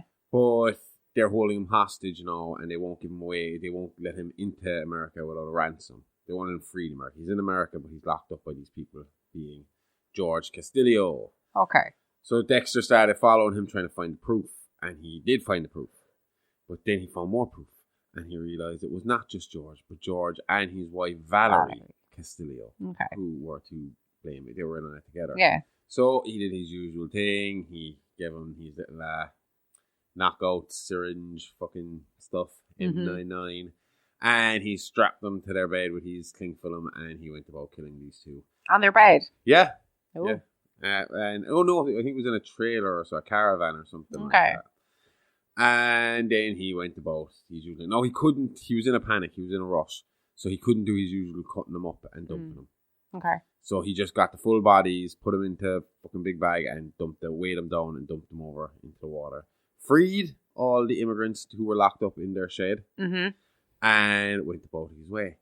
And thought everything was cool until the next morning when he got a phone call to come to his own crime scene. Oh, shit. When he got back, he found Valerie Castillo back in the trailer where he had originally killed her laid out. So, Brian's fucking with him. This wouldn't have been as big a problem, except at the same time they found a witness to the night before. A young immigrant child who had been hiding in the trunk of a car. I forgot to mention this. These people owned like a fucking one of these wreckage places, scrapyards. Okay. So this kid was hiding in one of these scrapped cars. And the detectives found him, but the problem was he was Cuban, he had no English. There was a Cuban, their actual captain, LaGuardia. She was Cuban, so she was able to talk to the kid, but he was terrified. And, they took him away, and Dexter was obviously, oh shit. And he kind of had to sit in the edge of his seat. This was a close call for him because of the whole fucking kid checking him out. And they were trying to get the kid to a position where he could give him a drawing, a sketch. Yeah. And they did. And then they called Dexter over to have a look at the sketch. And he was shitting himself. As you would. It looked like Jesus. And the kid said Jesus saved him. Score 1 for Christianity. Okay. So he was in the clear. In the meantime, Tony Tucci awoke. And they were trying to get some information on him, but he was fucking scarred and traumatized by the whole thing, and he couldn't. He said he was blindfolded for 99% of the whole thing. Okay. And when he wasn't, that Brian had his face hidden, masked or balaclava or whatever. Yeah. So he wasn't 100% sure. And it was Deborah Morgan that came up with the idea, which was seen as a kind of a... It was out of the box thinking. And some people weren't happy about it. Some people thought it was a good idea. It ended up working out. Yeah. Because Tucci was blinded throughout the whole experience, she thought it might be a good idea to put a blindfold on him again and see would the other senses kick in, and would he start to pick up on, being back in that environment, would it start to pick up on those songs? Reawaken things. And it worked. He remembered specifically that the killer had a taste for like sucky sweets, hard sweets, lozenges, that kind of thing. And that caused the Miami Metro team to go back because, again, remember I said they heard the rats rustling. And it's really fucking smart, man. When you think about what it takes to be a forensics person, to pick up on something like that, they went back, they did another inspection, they found lozenge wrappers and found a partial print on the rope. Yes. So now it was this point in the story that Brian decides to take a step further and put himself into Dexter's life directly. Being that he was a prosthetics specialist, he was assigned to Tony Tucci, who was in need of an arm and a leg. Cost me an arm and a leg. Okay. But anyway, it was through this connection that he started to use his charm and charisma to get under Deborah's skin. And after a short while courting Deborah Morgan, he managed to get her to go out. Now, as our story progresses, you will learn that Deborah Morgan is not a hard person to get to go out with you. No. But the thing is, she falls hard. Okay. And fast. Yeah. And it is not. It doesn't go well for her, to be honest. I'll warn you that, no, she does not have a happy ending. Oh, poor Deborah. Anywho, he uses this to get into his life, but Deborah can notices almost straight away that this guy has a bit of a fucking thing for her brother. A thing or a thing? Well, she wonders, because he has a lot of questions about him. She's always wondering where he is, always inviting him to come along on their dates and stuff like that. I'll give you that, yeah. It's fucking weird, like, you know? And, yeah.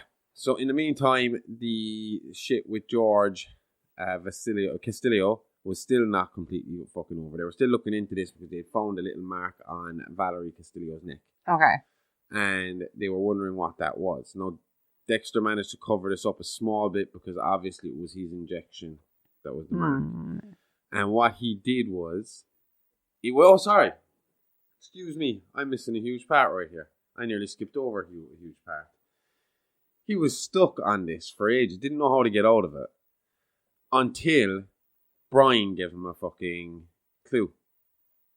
He was going through his slides and he noticed that the slide of George Castillo had a smiley face imprinted into the slide that he had already fixed and put away. Which means Brian was back in the apartment and had marked George's slide to give Dexter the hint of what to do, because Valerie was obviously put back by Brian. Yeah.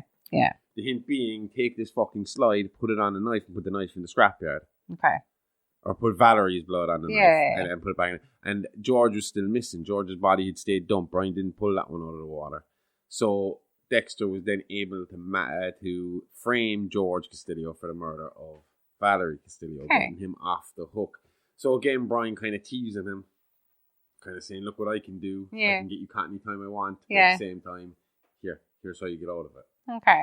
Yeah. So being your typical dick big brother, I know I was a big brother. You gotta do that shit every now and again. So I suppose at this point you're asking yourself what happened with the partial print. Absolutely fucking nothing. Because Rudy wasn't in the system. Shit. No, neither was Brian Moser's fingerprints. They only keep those prints for a certain amount of time. If you're not a reoffender, they get destroyed after. Oh, really? I thought once they have your fingerprints, they have I your don't know fingerprints. what way it works in Miami, but I suppose when he's a young offender, a child, youth offender, give him a chance, like. there isn't going to be any sign, and he hasn't been caught for anything since he left the Yeah. mental institution. Yeah. So it was there for when they got more evidence. Okay. But at the moment, it was no real good to them. But they did manage to identify another suspect in the meantime. Okay. And that was 32-year-old Neil Perry. Now, before I shitting all over him, this was a good suspect. They should have just dug a bit deeper here. Okay. Neil Perry was a brilliant but deeply disturbed computer analyst who collected and preserved dead animals. So he's into taxidermy. It's strange, but it's not enough to make him a suspect. No, but having a history of mental illness that caused violent outbursts along with parking tickets near two of the ice truck killer's dumping sites on the day of the dumping was enough for them to go and have a look. How he reacted to them coming to have a look at him, that solidified him as a suspect. Yeah. The circumstantial evidence paired with the media frenzy and pressure to get the case closed made getting a search warrant easy, and as it was being executed, Perry panicked and made a break for it. Is this just his mental illness causing him to panic and run? I mean, we know he isn't ITK, so why run away? Perry had a very abusive mother who, until the day she died, treated her son like shit. I know where this is going. And he snapped one day and killed her. Nope. Okay. Perry stayed submissive to his mother until the day she keeled over and died from a heart attack. It was only after her death that Perry got brave, mutilated her corpse, and buried her in the yard where his mobile home was situated. He never reported her dead and continued to collect her social security payments. So this guy ran because he thought he was being done for welfare fraud. I mean, I assume if they thought they were closing in on the ITK, then they'd have the SWAT team with them. Like, surely he must have clicked this as overkill in a welfare fraud case. I think in his head, the mutilation of his mother was the murder, like the fantasy lived out. Okay. When he was eventually arrested, he confessed to it as if it was how she died. It was only after an autopsy that her cause of death was confirmed to have been a heart attack. This guy was batshit crazy, and after fleeing the sea, was eventually tracked down to a seedy motel where he had barricaded himself into a room, bringing an escort in with him at gunpoint as a hostage. He was eventually subdued and arrested, and it was announced on live TV to all of America that Miami Metro had the ice truck killer in custody. You think after the Tony Tucci debacle, they'd keep their cards close to the chest until they confirmed his guilt? They thought they had, because after his arrest, Perry confessed to everything. His mother's murder, the welfare fraud, and the ice truck killings. Thinking about it now, you think after they realised the mother's murder wasn't real, that they would have figured this shit out. The only one he's actually guilty of is the welfare fraud. I know, yeah. Imagine it. Fucking welfare police at the door, SWAT on you. Needless to say, Dexter's reaction to Perry was a little underwhelming. Oh. He had expected this psychotic genius, this artistic, refined person. And what he got was this absolutely batshit crazy Looney Tune who was just really hamming it up, really playing the serial killer card. No, it didn't take long for the police on the ground, the main police, the guys investigating the shit, to realise that Perry might not be their man. Okay. And it took Dexter even less time to realise it, because he couldn't wait. He had to try and get in there and get talking to this guy. So he managed to get himself, I don't know how he managed to do it, but he managed to get himself in as a visitor. Okay. And like I said, within seconds, Dexter realised that this guy Perry didn't recognise him, didn't know who he was, and so could not be the ice truck killer. Okay. But you could tell me that. Again, his details started to get a bit patchy, so the police weren't long behind Dexter in figuring out that this guy really wasn't the guy either. But there was enough evidence for the higher-ups, the brass, and the district attorney to want to push forward and press charges on Perry. Okay. No, the way the cops actually figured out was they brought in some crime scene photos to him, and when he saw one of the headless corpses, he completely freaked out, like had a fucking panic attack looking at it. So it kind of dawned on him at this point, if he can't manage to take the pictures, it's high possibility he didn't actually do it. Did you prosecute for that? Saying, I killed this person. Yeah. It's wasting police time, perverting the course of justice. Being a bit of a knob. You get in trouble for that. Yeah. I mean, and depending on how big the case is, you've slowed it down, and there could be more deaths, like, in the meantime. Years. Yeah. I wonder, could you get done for murder by proxy if the serial killer kills another person, because you took the blame up until this point. I don't know. Do you know? Well, like, because not that person, they might have had a chance of catching that person, but you took that chance away, so no, it's your fault another body is dropped. What, they got murder without intent? Yeah, maybe some form of That girl manslaughter. actually, would it be the same as the girl that told the boyfriend to go and kill himself? No, that's worse. No, she's kind of pushing him to do something. Yeah. She's convincing, that's kind of coercing someone, kind of grooming someone into doing something, you know? Yeah. Alright, so you remember at the start of the story, I said that old Dexter and Brian had a daddy named Joe Driscoll. And Joe just kind of fucked off and went nowhere, and I never talked about him again. Yeah. Well, that's exactly what Joe did. Joe went missing and started a new life. Dickhead. But it wasn't that far away. He was still in Florida. And one day, Dexter got a package a letter telling him that he had inherited a home from his biological father, Joe Driscoll, who had just passed away. Okay. Now, obviously, Dexter had never heard of Joe Driscoll. Yeah. Didn't know he existed. Harry had told him that his mother and father had died in a car crash. And that he had taken him in. Now, what happened here is up in the air. We're kind of going off of kind of bits and pieces Dexter wrote about and put together himself later, and things that he didn't notice at the time. But he thinks that Brian might have been responsible for Joe dying because it was a way of bringing them together again to talk and hang out. And what gives it away is when he went to settle the affairs with the house, Brian and Deborah showed up for a bit of a double date thing. So Rita was there with Dexter. And as the night went on, Dexter he had more questions than answers. He wanted to find out what was going on, so he went down to the morgue to find Joe's body so that he could...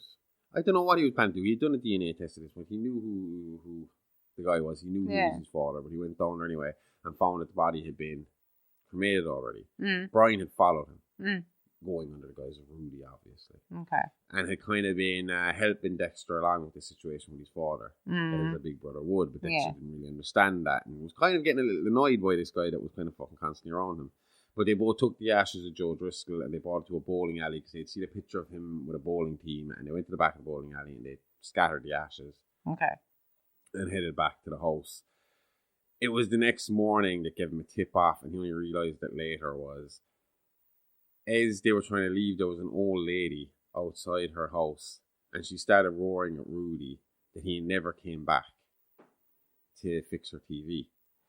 And he was like, you're the cable guy, you never came back to fix my TV. Shit. And Dexter thought nothing of it at the time, he just thought maybe crazy old lady, maybe, you know, getting a bit, what's the word for it again? Senile in her old age. But later that same old lady was found dead, and there are claims that there was a cable van in the area at the time of both deaths. So he thinks that maybe Brian murdered Joe. Okay. That's why he went down to the morgue. He wanted to see if there was a fucking needle hole in the fucking guy's neck. That was it. There you go. But yeah, so that was the end of Joe Driscoll, and another little bit of Dexter's life was exposed to him. So that's kind of what Brian is getting at here. He's trying to bring back memories, because the way Brian sees it is those memories, those bad memories have been buried deep inside Dexter. And if Dexter wasn't running around killing people, then maybe they weren't there at all. But the fact of what he did in his spare time as a hobby, or artwork, whatever he wanted to call it, it's clear that those fucking memories were there somewhere. Yeah. That trauma was buried deep inside, and he was trying to egg it out. That's the same reason why he was giving him the pictures of his childhood. It's the same reason why he's bringing him to Joe Driscoll. Because now Dexter has something to look up. He can look up Joe Driscoll, he can find out what the connection is, and it might lead him to Laura, who, again, he doesn't know about her past, you know? Yeah. So, yeah. That's a nice walk down memory lane with Dexter Morgan. So even though the detectives in Homicide believed otherwise, according to the state, the ice truck killer was in custody, and Neil Perry would be tried for the various ITK-related crimes. Obviously, as we said, we knew for an absolute fact, we know, I mean, not new, we still know, I'm sure we're still aware, but we haven't forgotten. Neil Perry is not guilty of these crimes. Yes. And Brian Moser was now ready to reveal this to the public at large. Again, as I said, from bonding with Dexter, he was well aware that Dexter could not remember everything. He might have had vague ideas now, starting to rumble. Yeah. And he was starting to have a few dreams and a few flashbacks, but nothing major. Mm-hmm. So he knew he had to do something drastic to get Dexter's memories moving. And he also wanted to do something theatrical for the cops and the media to prove that that he was the real deal and not just some copycat. Yeah. Ever wonder what Moser was doing with all that blood he drained from his victims? I don't know. Keeping it stored away for a rainy day? To be honest, I just assumed it went down the drain. The first guess was right. He's saving it? Brian Moser had stored up every drop of blood drained from his victim for the past few months. Buckets of blood lined his kill room on shelves, each labelled with its donor's name. For months they sat there. He didn't know how he was going to use them, but he knew they'd come in handy someday. I'd hate to see this guy's junk drawer. I know, yeah. The only thing I will say about this, because I think I forget to mention it in the script, because I know it's a question you're going to ask, and it's something you're going to be wondering. Mm-hmm. And that's, why the fuck would this blood not clot up? Or, he put an anticoagulant in it. Yeah. Say it again? Anticoagulant. Yeah, that was in there. So just stick that out in there. But yeah, I'd hate to see his junk drawer too. Yeah. Were you like me as a kid? As soon as your parents' back was turned, you were deep into that junk drawer. Oh yeah, my babysitters were told that I had full access to every press and drawer in that house, and everything got rummaged through. Everything. Anyway, on December 14, 2006, police received a jar in the post, or mail if you're American. Inside the jar, a key to room 103 for Marina View Hotel was found. When police got there, they found a blood-soaked room. It looked like a massacre had taken place. Detectives, I was about to say detectives. Dexter detectives is what I was trying to get at for some reason. Detectives quickly realized that there was too much blood for there to only be one victim. Tests were taken and it was confirmed to be the blood of the ITK murder victims. Another interesting note was that the room was 103. The Bible was turned to Leviticus 10:3. The radio was set to 103 FM, and the alarm clocks were all set to go off at 10:03 AM and PM. What's the significance of 103? It was the date that the articles ran in the paper after the Laura Moser murder massacre. So it would direct again Dexter to the date to find out what's significant. Hopefully he'd look at the papers and he would see the articles about the shipyard massacre. Okay. So, yeah. How do you think Dexter reacted to a room flooded with blood? As a blood spatter analysis, analyst, you would probably assume that he would be probably okay with it. But because you're asking me, I'm guessing he didn't take too well to it. Full-blown panic attack and passed out. Oh, okay. After that, he had to work from the hallway. I was going to say, he had to work from home. No, he had to work from the hallway. Okay. So they were inside and they were describing what was going on, and he was trying his hardest to keep himself standing. And he couldn't understand what it was. Because like you said, he's always around blood. He bleeds blood all the time. Yeah, of course. But for some reason, this was causing some sort of trigger in him. And he couldn't figure out what it was. So it's blood in an enclosed, or a lot of blood in an enclosed space is what's triggering him. Now, the hotel staff and security were questioned, or the security was looked into. The reason the hotel was picked was it didn't have security. And staff were only able to say that a regular-looking white guy came in and booked the room. Regular-looking white guy. Your average old white guy. So yeah, Dexter did decide to go back to this hotel room one more time after they had cleaned it up a bit, still stained with blood. Yeah. To see if he could get something. And this is where he starts to get flashbacks of a child screaming, sitting in blood, and he can't figure that out either. It's not clicking with him. That must be creepy. So yeah, fuck me. Why am I dreaming about a fucking child sitting in blood? Yeah, I imagine. Remember Batista that I was talking about earlier? Yes. I think I mentioned him earlier. He was investigating the third killing. Yeah. Now Batista is probably one of my favourite people in this story. I think there's a plot coming. In the end, I suppose technically in the end, he's the one that actually puts the kind of final title of Dexter being the bad guy. Kind of closes the case. With mainly another woman, but he confirms all the details and goes looking for Dexter at the end. Okay. So it is interesting. He's got a good kind of story arc here in his life. But at this time, he wasn't doing too well. Oh. Batista was one of the few straight cops in Miami. And I mean straight as in he didn't break the fucking law, not straight as in he liked women. But Okay. he did like women, and that's why he's in trouble. Because Okay. he cheated on his wife. Okay. And he was too nice to hide it from her. So he went back and he told his wife that he had fucked up. And unfortunately for him, his wife was not willing to accept his apology. And divorce proceedings were going forward. So during this case, Batista was going through a bit of a midlife crisis and out in As you would. the nightclubs, living the young How life. come if you're out at a nightclub at that age, it's just assumed you're going through a midlife crisis? Like, Because we were in a nightclub like fucking less than a year ago, and I looked around and I was like, I'm like the oldest person here. oh, we're not that old. And this guy got about 10 years on us at this point. Without giving our ages away. No, maybe. I mean, Miami is known for its dancing and stuff. I'd assume there's clubs for various ages. Do you know, like under 20s, under 30s kind of thing. No, I would assume.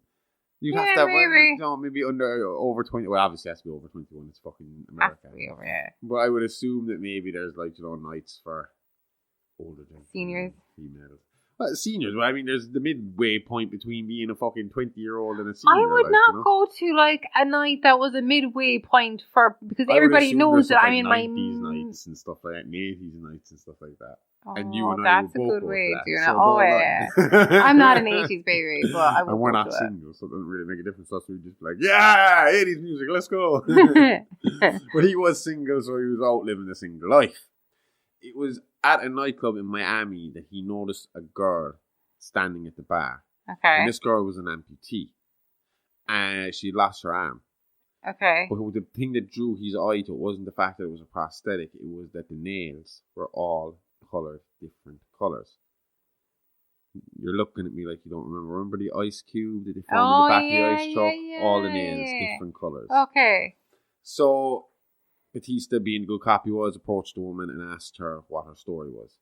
Okay. He figured out himself, because he was savvy enough to know the story, that she was another escort. Yeah.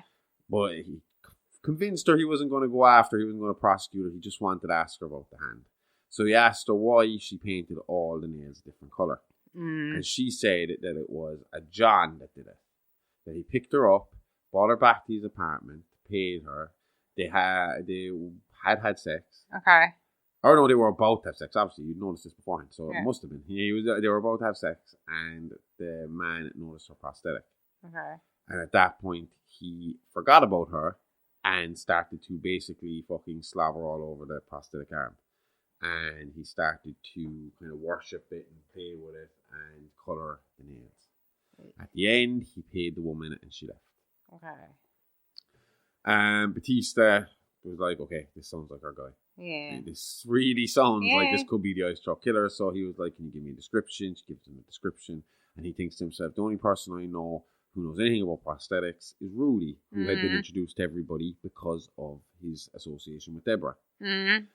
So he went to see Rudy, or Brian as we know it, Okay. to ask him what he knew about, and hang on, I have the big word here, to find out what he knew about acrotomophilia, which is the fetish for prosthetics. Brian listened to what Batista had to say and realised this Cuban fucker is getting too close. Later that evening, Batista was stabbed as he made his way to his car in a parking lot. Jeez.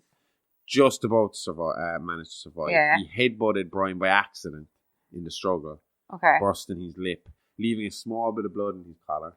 Shit. And he Good. managed to, basically, I don't know if it saved him, but he was definitely disturbed in the process, so that kind of stopped Batista from dying, but it was very close. It was touch and go. He did nearly fucking die. Oh, okay. Okay. The girl, Monique, that told him about all this, she was found the next day packaged up in Christmas Christmas wrapping paper. It was getting close to Christmas at this point in Miami. Okay. At Santa's Village. Okay. She was found by two little people, two fun-sized people, as I like to call them. And there was now a video attached, playing on a loop on what usually had Christmas songs playing, and it was a snuff video of ITK killing this poor lady. Yeah. And all because of her informing to that thing. So he went back for her. Like, no, what I'm wondering is, if you're this girl Yeah. And you just talked to a cop who looked interested about this person. Why the fuck are you getting back in the Yeah, car I with this wouldn't guy have a been. second No, time? I wouldn't have been doing that. I would have been out. No, I know she's probably thinking cheap night for me. I don't have to have sex with this freak, and he's just going to slobber on my arm. You know, take my arm over in the corner and fucking jack off. But I'm not getting back into a car with him. Yeah, fucking No. hell. Anyway, as you kind of said, your face lit up when I mentioned the split lip and a little bit of blood. The only person who was looking for blood was Dexter, so he was the person to find the blood in the collar, and he didn't tell anybody about it. Oh. He went to have it looked into himself. He ordered tests on it to see if he could figure out who it was. And he did. But Brian also figured out that Dexter was getting close. Okay. So he needed to put the end of his plan into action. Okay. He had been, what's the word, love bombing Deborah in a big way. As in sending her loads of gifts and stuff. Is that a love Like I bombing? say, Deborah was easy to become infatuated with. Oh, okay. So he really used all of his charm to dig deep in Manipulated there that. and really have her, like a whirlwind kind of romance kind of thing. Yeah. So when it came to the point that she thought he was going to propose, she was happy enough to go along with it. Okay. And he asked her to come down to a boat for dinner one evening. She was deep in the middle of this case as well now. She was starting to get close as well, and she was starting to figure stuff, a few bits and pieces out that would eventually lead her to Rudy. Okay. She had no idea he was connected to it, but there was stuff starting to come together that one or two more little tweaks and she would figure this all out. Okay. But he convinced her to just take an hour off, come down to have dinner with him on the boat that he had set up, and that she could go back to work afterwards, which she agreed to because she had to eat. Okay. When she got, but he didn't give a shit about that because all he really wanted was to get her on the fucking boat. Once he had her on the boat, his plan could go into action. Okay.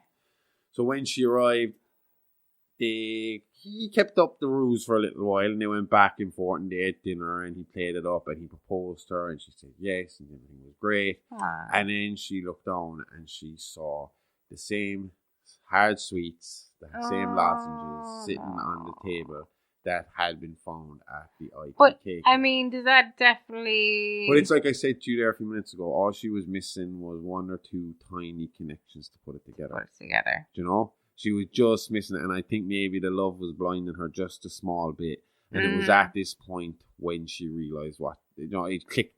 Yeah. And as it clicked with her, he could see it in her face, and he struck. And straight away hit her with the M99 and got her down. Okay. He teased her a bit beforehand. Mm. You know, you're a cop, I was right on your nose the whole fucking time, blah, blah, blah, blah, blah. Yeah. Being a dick. And they went missing. So obviously Dexter's in a panic. The cops are out looking, trying to put clues together. Dexter obviously hadn't shared his information with the rest of the fucking squad. Yeah. But he knew at this point Rudy was to blame. He still didn't know who Rudy was. He still didn't know what the connection was. But he knew there was something to do with Rudy. He knew Rudy was the man to do it. Yeah. So Rudy, in the meantime, killed another man. His only known male victim since Rudy Cooper, the original. Yeah. And that was basically just to rob the car. And drove Deborah to his old home with Laura Bowes. That seems like a bit too much risk for just to rob a car. That. I know, yeah. Well, I suppose kill the guy and he's not going to fucking report it. He's already killed a bunch of people. He's pretty much on the run at this point. He knows himself they're closing in on who the person is. And he knows himself that Dexter has closed in on who it is. Yeah. So he's trying to get Dexter to follow him. He doesn't need the cops getting there before Dexter gets there. Yeah. And that was the hope for Dexter too. He wanted to get there before the cops got there. Okay. And obviously once he realised it was Rudy, he started looking into him a little bit, and he realised there was a house registered to him. Okay. He went to fucking look at that house, and that is where it all came out in the open. Yeah. Dexter was very calm with this whole Brian situation. I knew he knew his sister was in danger, but he knew there was some connection, and he needed to find that out before he put an end to everything. Yeah. So when he got there, Brian finally left loose and told him everything he needed to know. Okay. He told him that the coloured fingernails was something that his mother used to do. She used to always have different colour nail polish on each fingernail. Mm-hmm. He said that all about how Harry had chosen Dexter to be saved, but left him to, die in a fucking squalor inside in some mental institution. Yeah. He talked to him about how they were both killers, how they were both born in blood, and how they could go together and take on the world together, travel the world, killing who they wanted, doing what they wanted, and be together forever again, a family again. Yeah. And for a few minutes, this seemed appealing. Like a good idea, yeah, appealing to Dexter. Yeah, It of was course, his we can brother. understand it. Like, yeah. It was his first interaction with real family. Someone who would yeah. understand him. Exactly. Someone he didn't have to hide his true feelings or his true nature Self. from. Yeah, You know? yeah. The kicker, though, was for Brian to accept that Dexter was going to be what all he could be.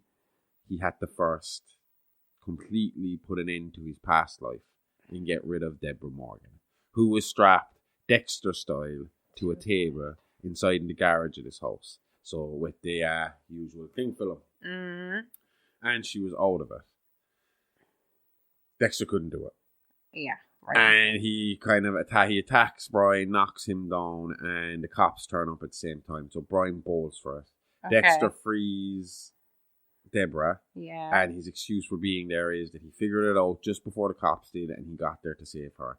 Deborah corroborates the story because she was just coming through when all of that was going down, and she could see Dexter trying to save her. Okay. She didn't hear any of the conversation before Dexter tried to kill her, or him for a half a second thinking about, well, maybe. You know?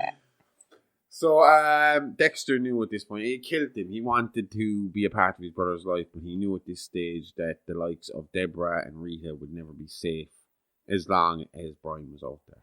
Okay. So they set up a trap. And what they did was play up as if Deborah was staying with Dexter in his apartment. Dexter played up like he was staying at Rita's.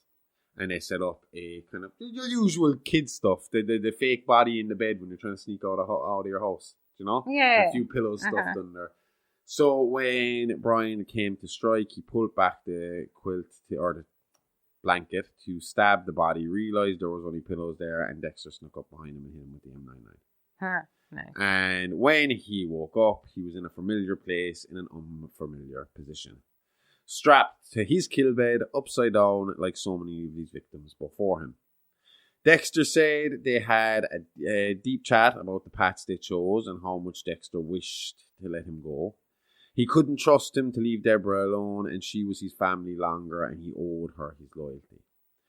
This, he said, was confirmed by a slight smirk on Brian's face, and with that, for the first time in his life, Dexter took a life and felt no pleasure from it.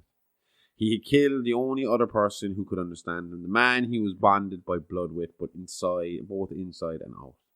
But despite his lack of emotion, he felt something strong for his adoptive sister, and he felt strongly about his father's code. So for that reason, he staged Brian to look like a suicide and sent the police his way, putting an end to Brian Moser and the ice truck killings once and for all. And Dexter just gets away with all his crimes. Dexter continued to kill the unjust for many more years to come. But that almost came to an end in 2007 because as soon as the ITK case was laid to rest, another killer's work would be unearthed. That being the underwater graveyard of the Bay Harbor Butcher. Dexter's the Bay Harbor Butcher, right? Only as of 2021. Before that, the title was held by a former Miami Metro homicide detective named James Dokes. When we left it last week, Dexter Morgan had just killed his brother Brian Moser, aka the Ice Truck Killer, burying the last of his past in the process, or so he thought. As the Ice Truck Killer went into the ground, bodies from Dexter's past would rise to the surface, bringing his crimes to light and kicking off the search for what will become known as the Bay Harbor Butcher killings. Must have been a nerve-wracking experience, but at least he had the inside scoop. He'd know if they were getting close and could go missing. I mean, up until this point, no one suspects him of anything. In fact, it seems like he's pretty well liked amongst his peers at Miami Metro. Like you said last week, he's hiding in plain sight. I still find it amazing that in a building full of cops, not one of them instinctively felt uneasy around him. Yeah, it seems impossible, alright, especially if you believe cop shows on TV. They're always going off hunches and their gut feeling. So much for that. Except in the case of one man. But by the time this story ends, he'll have wished he had ignored his gut just this one time. That man's name was Sergeant James Dokes of Miami Metro PD Homicide Department. This guy was believed to be the Bay Harbor Butcher for years, wasn't he? He was indeed, and today we'll tell the story of just how that came about happening. James Dokes was born the 10th of March 1962 to James Dokes Sr. and Viola Dokes. He had 2 sisters, Jessie and Ronnie. Ronnie? Yes, Ronnie. And she was a girl. So, yeah. Okay. Much of Dokes' early life is unknown, although he may have had a rough childhood as his father was an abusive man working as a butcher. This would later fuel his status as a prime suspect for the Bay Harbor butcher. Because he knew how to cook people. Prior to joining the Miami Metro, Dokes was employed as an operative in the United States Army Rangers. The 75th Ranger Regiment is a special operations unit in the United States Army that handles sensitive assignments. Dokes was part of the Regimental Reconnaissance Detachment that conducted deep recon missions. They have a really interesting history, actually.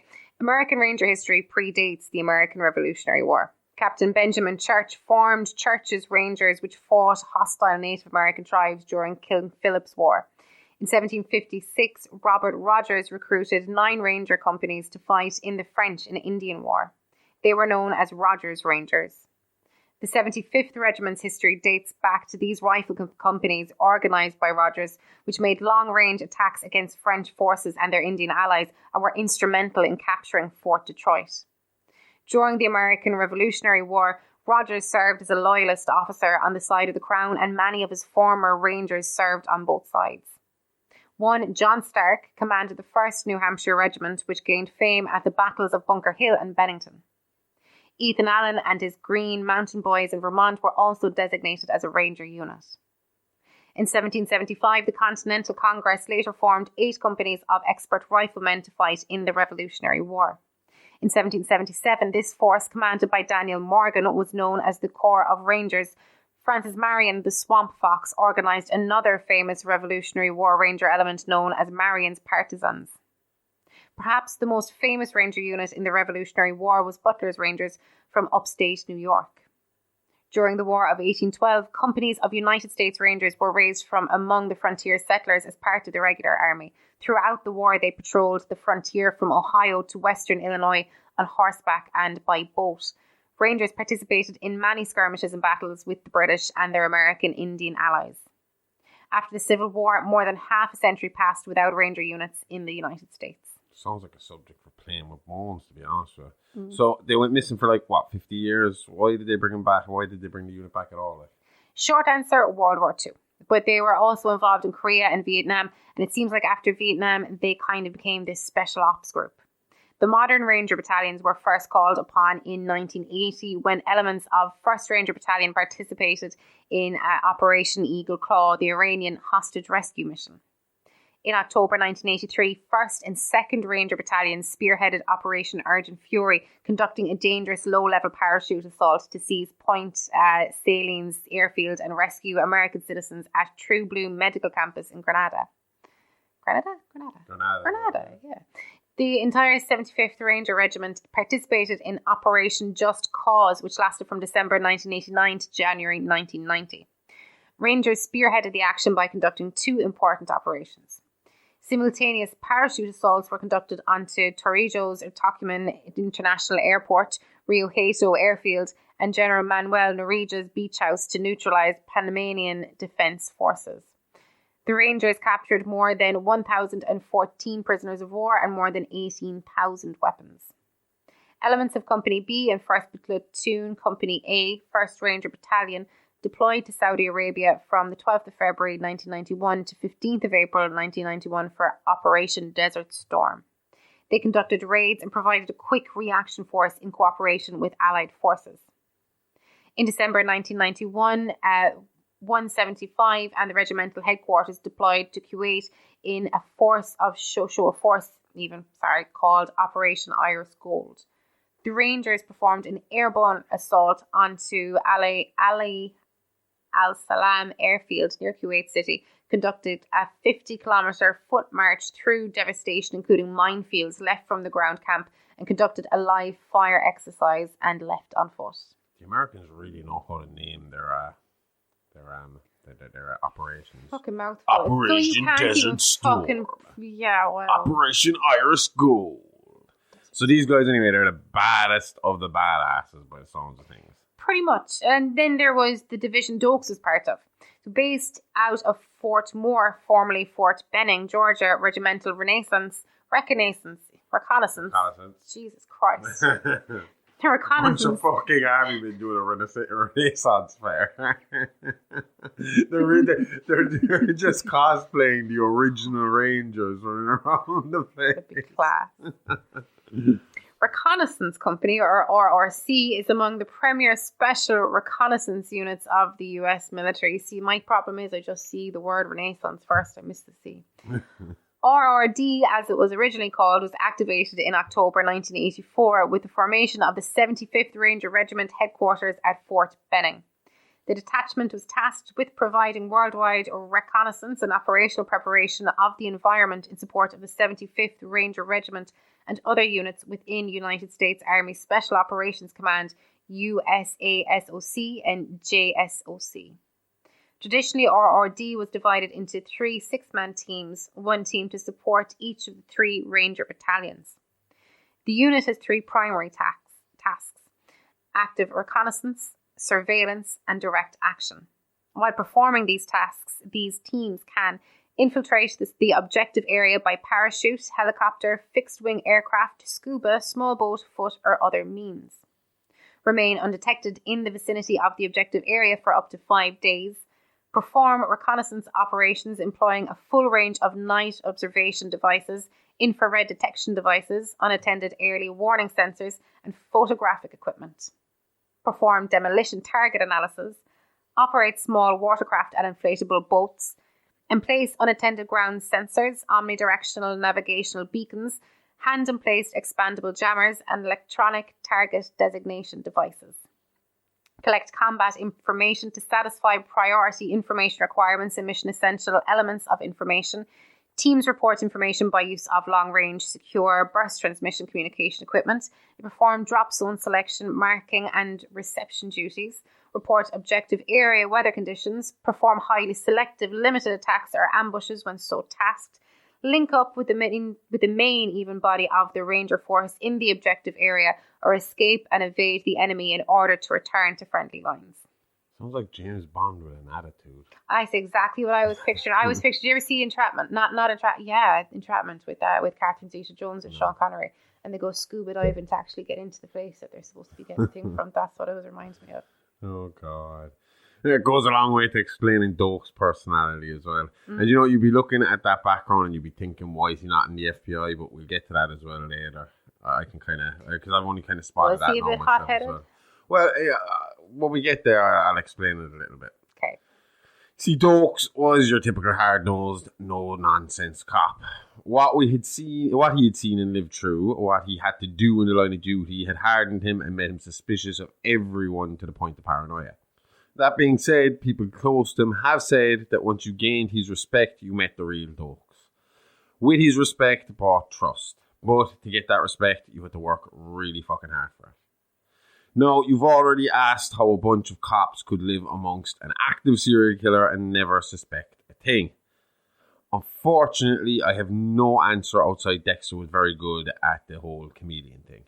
But Doakes had extra training, specialised training, that he was well used to sniffing out evil deeds and secrets. He had investigated and taken down tyrannical governments and the world's top criminal power players. So as good as Dexter's mask was, Doakes always had the feeling that there was something just not quite right about, and I quote, that blood geek.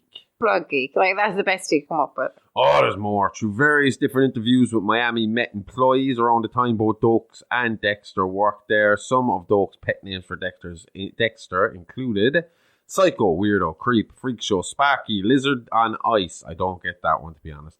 Freaked Hard, and my personal favourite, and a classic, Motherfucker. I could go on, but I think you get the point. Yeah, Dexter wasn't getting any Christmas cards from Doakes. Yeah, they pretty much couldn't stand each other. Doakes had taken to keeping an eye on Dexter long before Brian Moser hit the scene and started teasing Dexter by hinting at his work to the Miami detectives. While no one else noticed, Doakes picked up on these subtle hints, and because he had Dexter under private, unsanctioned surveillance, he could see Dexter acting strangely and irrationally throughout the ITK case. His gut was telling him that there was more to the case than just the Deborah Morgan-Rudy Cooper relationship. kidnapping and attempted murder. But Dexter had hidden that information deep, and the sergeant had not yet found the connection. It was for this reason he had eased up on the private surveillance and replaced it with straight-up stalking, following Dexter's every move in plain sight, much to Dexter's annoyance. He hadn't killed since Brian, and he could feel the urge building again. But how could he perform the act, the ritual even, with Dokes watching his every move, like a demonic shadow following him around, waiting for him to slip up? But that part of Dexter's life had to take a back seat regardless, because Dokes was the least of his worries. Back home, Dexter wasn't living in domestic bliss either. Things with Rita were shaky. To explain this though, we need to rewind a little bit to before and during last week's timeline.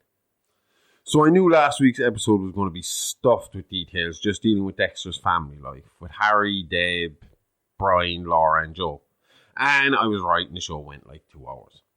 I also knew that Rita would focus more this week and heavily next week, so I decided to just kind of rush through the essential details to the relationship last week, stuff that was just relevant to pushing the Morgan Moser story forward.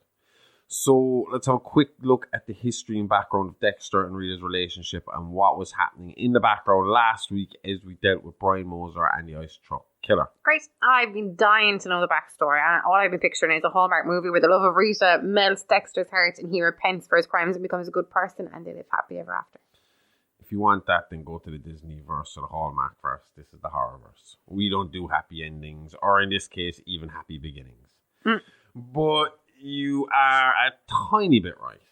Rita does soften Dexter just a little bit, and it is believed he had some sort of genuine connection and affection towards both her and her 2 children, Astor and Cody. So Rita is a divorcee?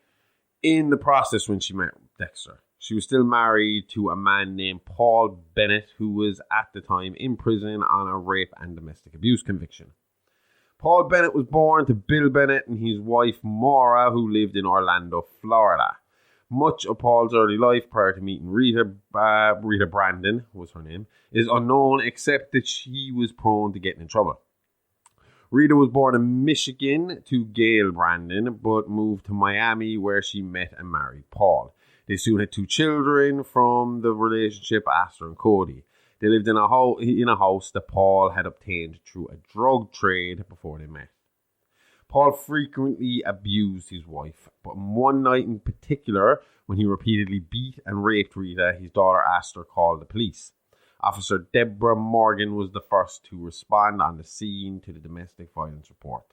Paul was promptly arrested. He was sentenced to 18 months in prison, but was released after only 6 due to overcrowding and good behaviour. 18 months only for rape and domestic abuse. He blamed his heroin addiction.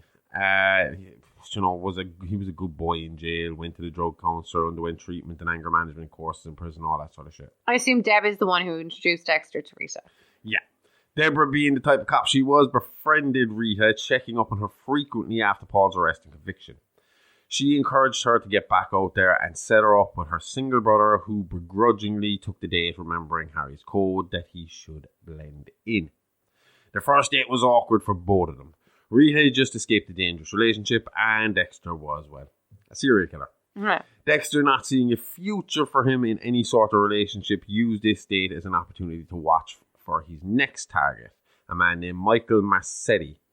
When Marcetti stood up to leave, Dexter followed suit. To be polite, he paid for dinner, saying that he was ill and it was a pleasure to meet her. Rita called Dexter later that night while he was discarding Marcetti's body parts into the ocean. She asked how he was feeling, told him about her 2 kids and the domestic problems, but he said that Deborah had already told him. Rita remarked that he seemed to know all about her, with Dexter replying that he would like to know more. He suggested that they get together again sometime, and Rita liked that idea. I think Dexter could relate to Rita, a single mother with 2 kids trying to get away from an abusive man. I'm very close to his own mother's story, just Rita was lucky to get away from her husband, whereas Laura was stuck with Joe and the cartel for as long as Harry Morgan said so. Never thought of it like that, but it does make sense. They do seem like similar circumstances, but I think Laura was a higher stakes situation. I don't know if he was beating and raping her when he was arrested. You can be guaranteed that behaviour would escalate and Rita would have eventually been killed by the animal. Most likely. That's kind of what happens in all the other stories we read. Yeah. So 6 months isn't all that long. So while Dexter was running around Miami after his brother Paul got his early release, and it didn't take long for him to show up at Rita's door, hat in hand, apologising for his past behaviour, promising he had changed. I hope she doesn't think of taking him back. Not for a second. Now, Paul acknowledged and seemingly accepted this. What he was actually there for was to request visitation with his kids, to which Rita agreed to supervise visits under strict conditions. Number one being Paul stays clean and Paul controls his temper. Rita taking the high road. I hate when parents use kids as leverage and never break up. Then prepared to hate Paul even more. Paul went over the top. Presents, trips to the theme park, sweets, everything was with Paul was fun. Obviously a ploy to make him the fun dad, putting pressure on Dexter's competition and making Rita look like the irrational mom. A ploy that began to work on Cody, but Astor still remembered the night she had to call the police, and she was a little slower to be won over by her recently paroled parent. As the days went on, Paul was constantly showing up unannounced at the Bennett household, much to the annoyance of both Dexter and Rita. As the days went by and Paul was making no headway with Rita, his true colours began to bleed through again. According to Rita, he grabbed her once in a threatening way and on more than one occasion made veiled threats towards Dexter as well. Last week we spoke about Dexter and Rita going out of town to settle the affairs of Joe Driscoll, Dexter's biological father. This enraged Paul, and when she returned, he turned up at her home intoxicated and, like old times, made moves to rape his estranged wife. Luckily, the past trauma had taught Rita to sleep with a baseball bat by the bed, and she whacked Paul and left for Dexter's apartment. Did she go to the cops and press charges? That was the plan for the next morning, but before she could, Paul had gone to the police with a story of his own, claiming Rita attacked him for no reason, and he was pressing charges. To get the charges dropped, he wanted joint custody and Dexter out of the picture. Fuck's sake, this guy is a full-on scumbag. God, I wish he killed someone so Dexter could get him. Don't worry, he wasn't long for this world. Paul was found in his motel room with a needle hanging from his arm. An anonymous tip called it in. He also had a small stash of heroin on him. This was an instant breach of his parole, so he was sent straight back to prison with new charges pending for drug possession. He pled his innocence to Rita by repeatedly calling the landline phone. He swore Dexter attacked him in the kitchen and he lost a shoe in the scuffle. Next thing he remembered, he was waking up with the cops cuffing him. Soon after that, Paul was killed in a prison fight. So what happened with the shoe? Irrationally, Rita felt guilty for Paul's death. Like something she had done had caused his incarceration and in turn his death. This led her to investigate the shoe claim a little further, and sure enough, in the front yard bushes, she found a lone shoe, Paul's shoe. Oh, Dexter's in trouble. In more than one way. You see, Rita wasn't the only one unearthing evidence of Dexter's misdeeds, and while Rita contemplated how to deal with Dexter's part in Paul's death, Dexter was at home with Deborah, who had been living with him temporarily while she dealt with the whole Rudy, Brian, ITK trauma and betrayal. It was her who brought the news to Dexter's attention.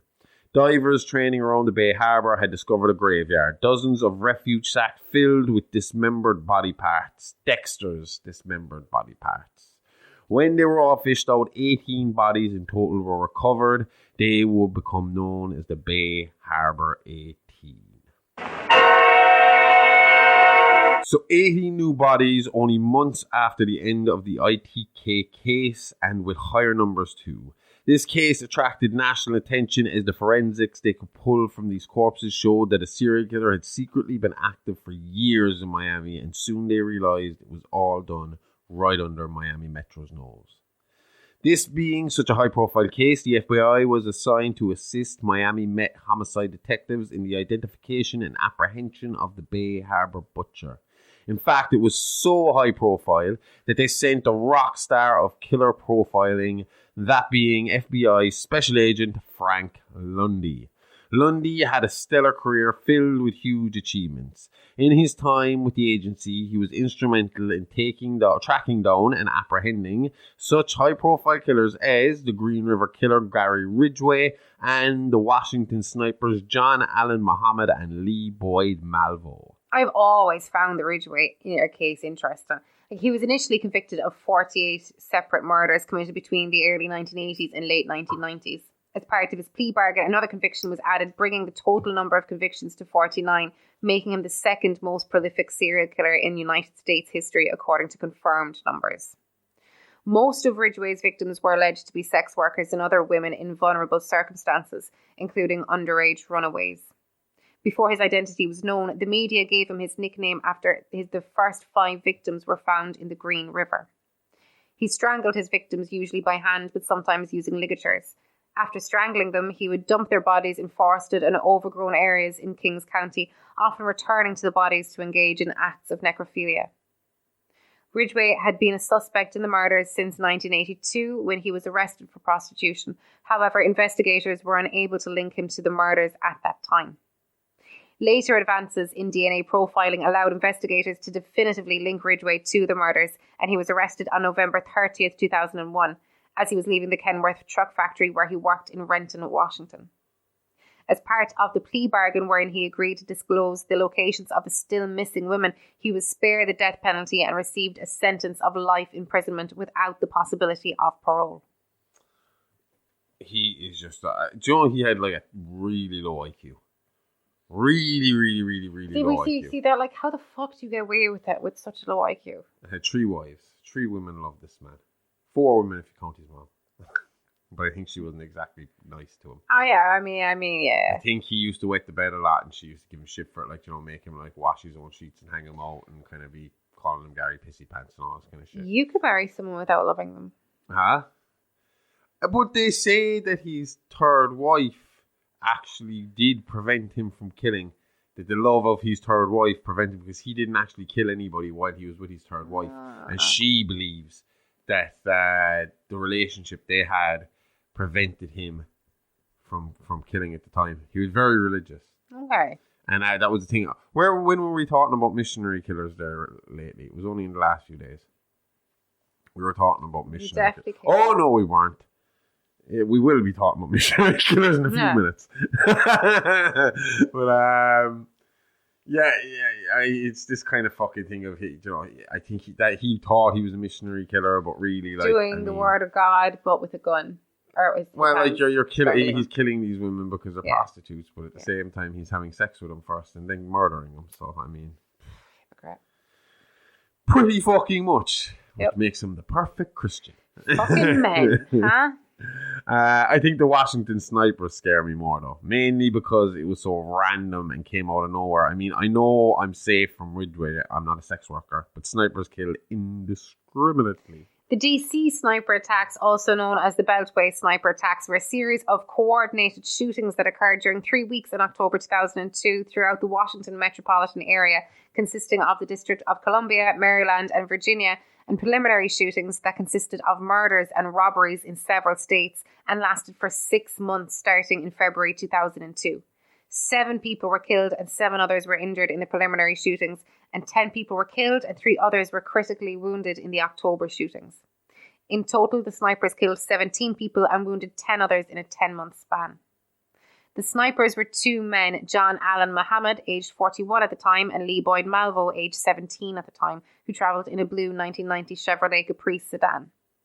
In 2003, Muhammad was sentenced to death, and in 2009, he was executed by lethal injection. Malvo, a juvenile, received 6 life sentences in Maryland and 3 in Virginia. In 2017, Malvo's life sentences in Virginia were vacated without parole on appeal. What does that mean? Does that mean he got off? Vacated without, so it's not parole. You're he's just released. I think, as far as I know. It was 2017. Did you hear what the motive for the crimes were? No. Jesus Christ, this is absolutely fucking bonkers. Okay. Investigators and prosecution suggested during pre-trial motions that Muhammad intended to kill his second ex-wife, Mildred, who he felt had estranged him from his children. So this is going back again to using your kids against you.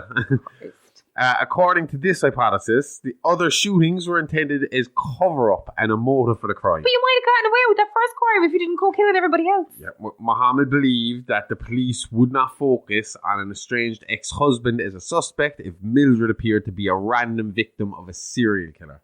It is not a bad idea, to be fair. Not a bad idea, but doing 6 months worth of it is overkill. During the attacks, Muhammad frequented the neighborhood where she lived, and some of the incidents occurred nearby. Additionally, he had earlier made threats against her. Mildred herself said that she was an intended target, claiming that when the police first approached her, one officer said, Miss Muhammad, didn't you know you were a target? However, Judge Elroy F. Millett Jr. prevented prosecutors from presenting this theory during trial, saying that the link had not been firmly established. While imprisoned, Malvo wrote a number of erratic diatribes about what he termed the jihad against the United States. A jihad, I don't know, what is it? The jihad or a jihad? I have been accused on my mission. Allah knows I am going to suffer now. Oh, I'm in trouble for doing that. Because his rants and drawings featured not only such figures as Osama bin Laden and Saddam Hussein, but also characters from the film series The Matrix. Jesus Christ, what a crossover. These musings were dismissed. Figures like Bin Laden doing the weird, like, Ben back. No, Osama bin Laden is 100% morphine. No, it's just burnt his And I'm not taking any pill that fast. Some investigators reportedly said they had all but eliminated terrorist ties or political ideologies as a motive. Nonetheless, in at least one of the ensuing murder trials, a Virginia court found Muhammad guilty of killing pursuant to the direction or order of terrorism. At the 2006 trial of Muhammad, Malvo testified that the aim of the killing spree was to kidnap children for the purpose of extorting money from the government and to set up a camp to train children how to terrorize cities, with the ultimate goal being to shut things down across the United States. Malvo also stated that Muhammad was driven by his hatred for white people and his belief that the white man is the devil. His plan was to kill 6 white people per day for 30 days, and he told Malvo he wanted him to shoot a pregnant white woman. That's fucked up. I don't know why the rest, but that particular one is that's messed up. Which one do you believe? I think, to be fair, I am not praising it. I'm not saying it's a fucking good thing to do. I understand the thinking, especially since they always check the husbands or ex-partners or ex-husbands first. It was a very smart idea to make it seem like it's a part of a random crime spree. Do you know? If he had just, like you said, maybe went on a killing spree for like a week and went missing. Yeah. And left it at that. Or like a few hours, got 2 other people and fucked off. Yeah. Not fucking condoning it. It makes it sound like they were fucking like OJ if I do it. Ideas of how to get away with it, it wouldn't have been a bad idea. But then going off of his Muslim matrix. No, you see, okay. I believe the 2 of them, right? Okay, I believe because it's just so like a matter of fact story. I believe that was probably Muhammad's. But then I also believe that maybe Malvo believed that that's what he was doing and he lost I was going to say that. I'd say Muhammad had Malvo told this is what we're doing. I don't think he knew what was really going on in Muhammad's head. I'd say this Muhammad guy was absolutely batshit crazy. Oh, yeah. And Malvo ended up, and by the looks of it, if he was getting off of it afterwards, I'd say it was just a young kid kind of... But like, you know, as a 17-year-old... groomed to do this shit, you know? But like if somebody approached you as okay, obviously you're not going to go running off and kill somebody, but I mean, like, you're not going to run off with someone that goes, oh, I hate my ex-wife, as opposed to we're going to do this for the world. Or like, oh yeah, you know, I can go. We're going to do this for Allah. Well, it's against the white man and against the white devil. Yeah, to make the world. I hate that though, that pregnant white woman thing. That's disgusting. Because that's always the part of the Manson story that creeps me out the most as well, was that Sharon Tate was pregnant. Mm-hmm. And it wasn't just that she was begging for her life. She begged them to just leave her live long enough to give birth to the child, and then they could kill her afterwards. Yeah. You know, and they were just mocking her about it. Like, you know, it just seems disgusting, absolutely nasty.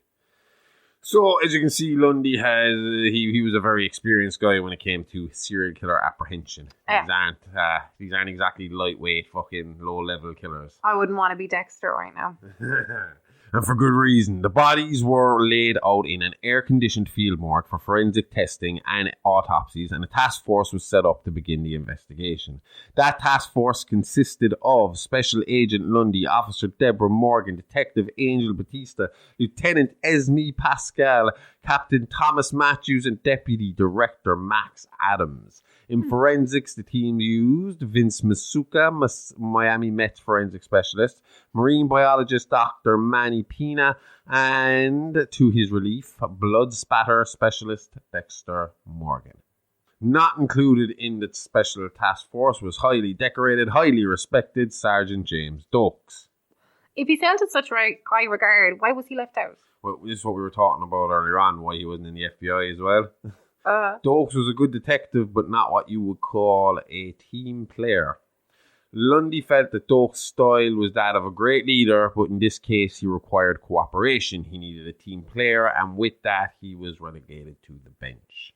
Dokes was a little hurt that he was passed over for this position, but he was quick to reconcile that he was already way too busy chasing down Dexter's secrets to be on the Bay Harbour butcher case anyway. So I take it Dokes likes to be the bad cop in interrogation. But Dokes was permanently bad cop. Oh. Dokes had seen a lot in service of the United States Army Rangers. And Dokes had done a lot in service of the United States Army Rangers. And these actions he witnessed were not ones easily forgotten. Those close to Dokes said although he was always no nonsense, he did soften around trusted family and friends. But his time as a special operative had damaged him. His view on the world was cynical, his trust in people shattered. He was a very paranoid man is what I'm trying to say. A trait that wouldn't help his image as the investigation moved forward. Dokes seemed to be a man on a mission, like a one-man army determined to clean up humanity. If he had had the money to fund it, there's no doubt in my mind he would have become a very, very mean Batman.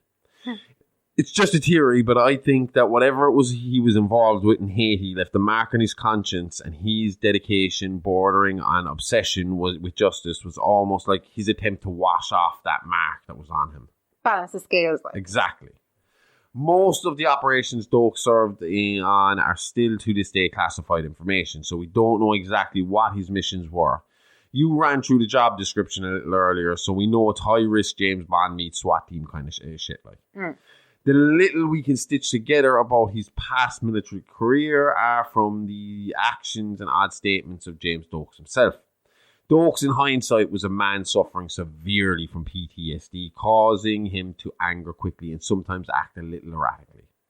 I'm sure nearly everyone knows what PTSD is and the cause of it, but just in case, do you want to give the listeners a little quick rundown on it? PTSD, or post-traumatic stress disorder, is a mental and behavioural disorder that develops from experiencing a traumatic event such as sexual assault, warfare, traffic collisions, child abuse, domestic violence, or other threats on a person's life or well-being. Symptoms may include disturbing thoughts, feelings, or dreams related to the events, mental or physical distress to trauma-related cues, attempts to avoid trauma-related cues, alterations in the way a person thinks and feels, and an increase in the fight or flight response. A person with PTSD is at a higher risk of suicide and intentional self-harm. The big takeaway there for me is the increase in the fight or flight response, because Dokes was quick to anger and always ready for a fight. Something that would see him get reprimanded at Miami Metro regularly. So he would have to have been in Haiti during the Duvalier dynasty, meaning he would probably have been up against Tonton Macoute. Yep. That ties into a story in a few minutes, but do you want to give a small background on what they were? Yeah. The Tonton Macoute, or simply the Macoute, was a Haitian paramilitary and secret police force created in 1959 by dictator Francois Papa Doc Duvalier. Haitians named this force after the Haitian mythological boogeyman, Tonton Macoute, which is translated to English as Uncle Gunnysack. That sounds funny. Am I saying that name right? What? Tonton Macoute. Tonton Macoute. Macoute, yeah. After the July 1958 Haitian coup d'etat attempt against President Francois Duvalier, he purged the army and law enforcement agencies in Haiti and executed numerous officers as he perceived them as a threat to his regime. To counteract this threat, he created a military force that bore several names. In 1959, his paramilitary force was called the Cagalards, or the Hooded Men. They were renamed to the Milice Civile, or the Civilian Militia, and after 1962 they became the Volontaires de la Sécurité Nationale, or the Volunteers of National Security. They began to be called the Tantan Makute when people started to disappear for no apparent reason. The group answered to Papa Doc only. Sounds like the Gestapo. Yeah.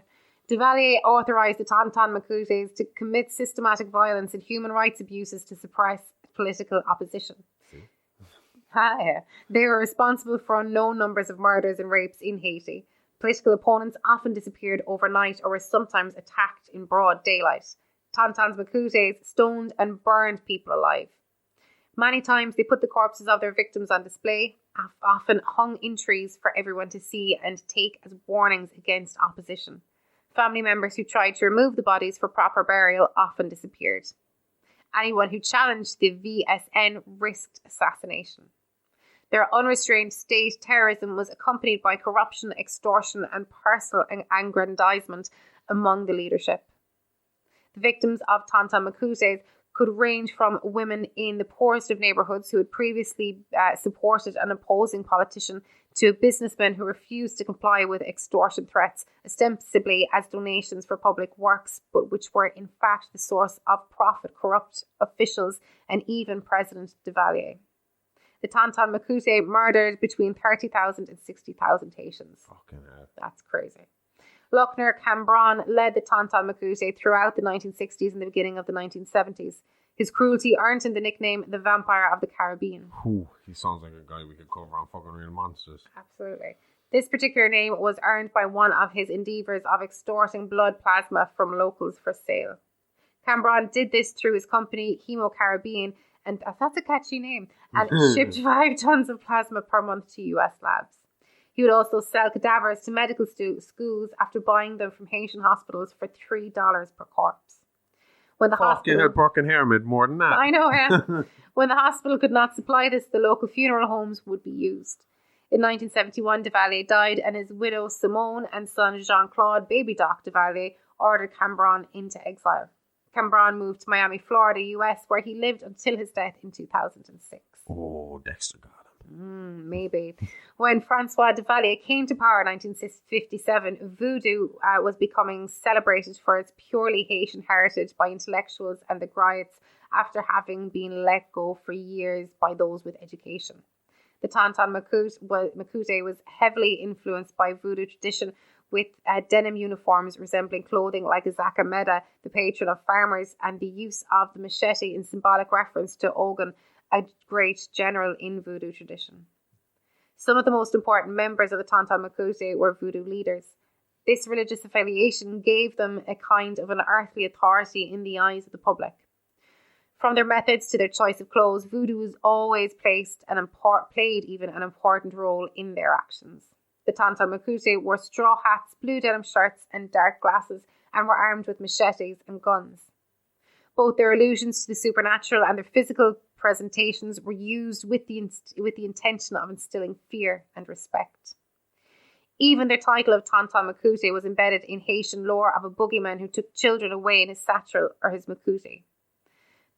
The Tantan Makute were a ubiquitous presence at the polls in 1961 when Duvalier held a presidential referendum in which the official vote count was an outrageous and fraudulent 1,320,748 to 0, electing him to another term.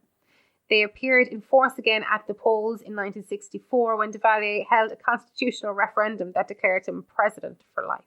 Sounds like Putin with his 5th presidential reign in Russia. Did he get any votes against him, I wonder, or did he make it seem kind of legit? Oh, I don't follow their shit.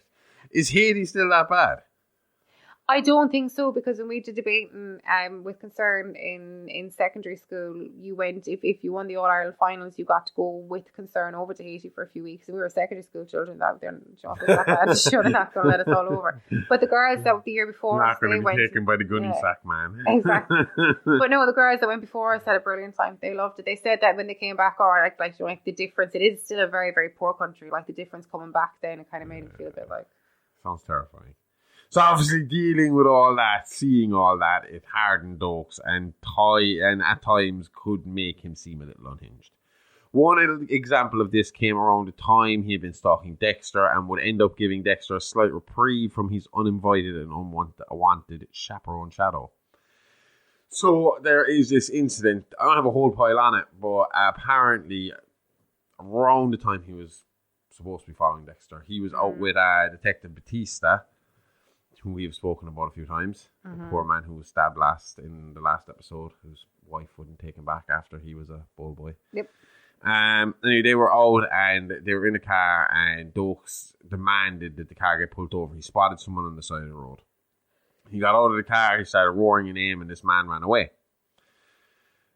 They ended up running under this bridge, and Batista chased after him. When Batista got there, he heard a gunshot, and when he got there, the guy that Dokes had been chasing was dead on the floor.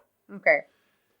Dokes, there was a gun next to that man, and Dokes claimed that he shot first, but Batista swore he only heard one gunshot. Okay. Now, it turned out then when they looked into it, that this man he killed, who was going at the time by the name Jacques Bayard. Jacques Bayard. I can't speak any French. But was really, her real name was René Thibault. And he had been an officer of the Makute death squad, ordering rape, mass murder, and torture of many, many Haitian people. And it was someone who Dokes had been trying to get for a long time when he was a special ops, a ranger. Yeah. So, obviously, Batista, internal affairs got brought in when Batista claimed that he had only heard one gunshot. And an investigation went on. Obviously, Dokes was swearing that there was a shot fired at him first. It didn't appear that way. The evidence didn't appear that way. It looked like he had just killed this guy because he knew of he did a Dexter on it. Yeah. You know, he had the evidence and he knew the evidence was there. He just couldn't prove it properly. So that's what I reckon happened. Okay.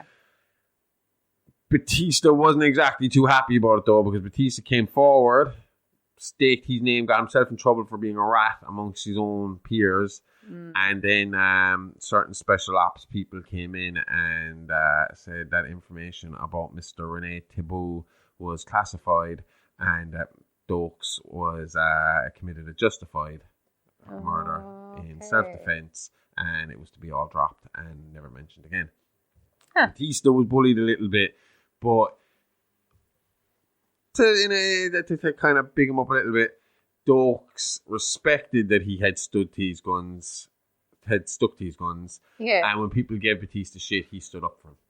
And kind of gained his respect a little bit. Okay. In that sense. Because, I mean, look, no one really knows what happened.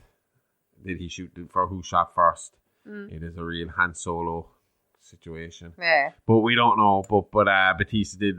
They did have a respect for each other at that stage, and I think maybe Batista, knowing the background afterwards, that maybe he understood a little better as well why. But he was pissed off just because of the stigma that would be on him for coming forward on one of his fellow police officers. Anyway, in the meantime, Rita was still trying to process and decide how to deal with the Dexter Paul situation. This is a woman who, before Dexter, had been in an abusive relationship full of lying, cheating, and constant deceit. She just got rid of Paul, and this needed to be a fresh start. So she decided the only way to deal with this situation was head on, confronting Dexter that evening when he returned from work. Obviously, Dexter's head was swimming. He was in the middle of a serial killer crisis, so this revelation of his confrontation with Paul was extra stress that he didn't need.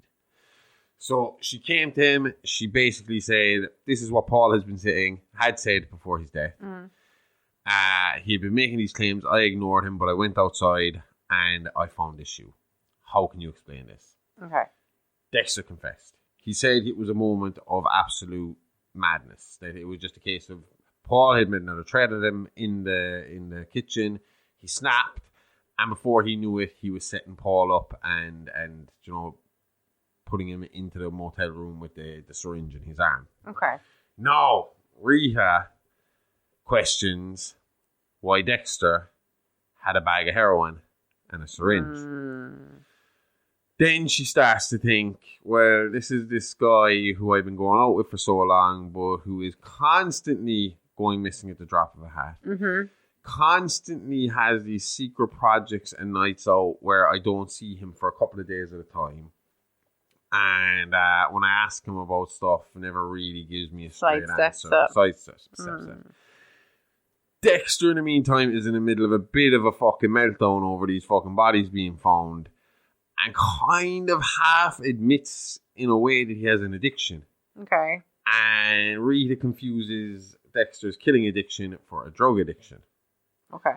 Now, most women, now to be fair, who have just come out of an abusive relationship with a drug addict, will probably boot you out the door. Yeah. But she was like, look, we can get through this together. Yeah. You just need to go to A&A and we need to fucking hit this head on and you need to stay away from these drugs and we can do this and we can be a family and happy and all this shit. So she sends him to A&A and he agrees to go to A&A because it gets her off his back and lets him just fucking get a breather and not have to deal with this problem. So he goes to A&A and instantly he jumps. It's NA, you have to come up, you have to say a few bits and pieces about yourself. But he kind of veils all his kill talk in as if it's drugs. Okay. And he ends up getting his sponsor, who is this woman named Lila. Now, Lila's background turns out to be a bit sketchy as well. We'll get into that in a few minutes. But Rita wasn't too happy with Lila.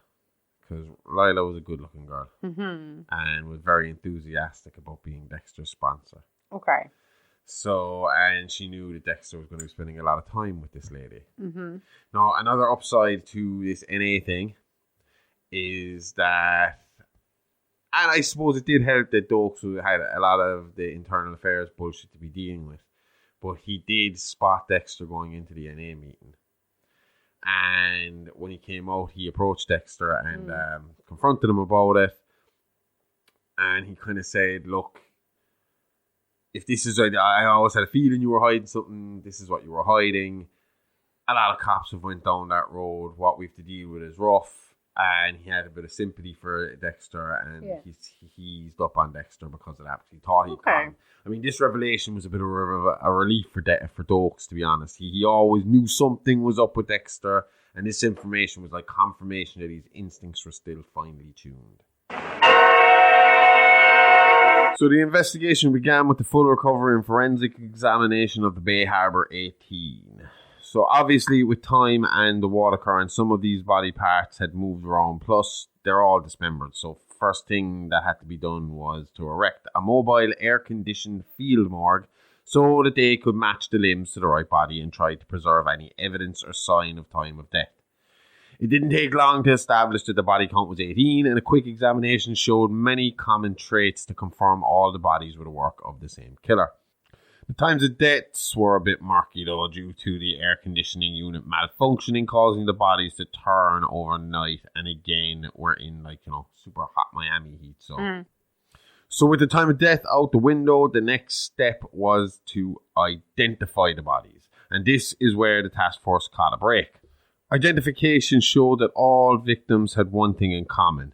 They had been accused of murder and gotten off on a technicality, or they were suspected of murder and were never apprehended due to lack of evidence. Lundy and Deborah, who was now stuck to Lundy's hip, hypothesized that they were dealing with a vigilante killer or a mission killer. We were talking about this earlier, now let's get into it. He does sound like a mission killer, to be fair. I mean, we know killing killer is just a means to an end for Dexter, but to people who don't know his unique upbringing and training, it does seem like he is a mission killer.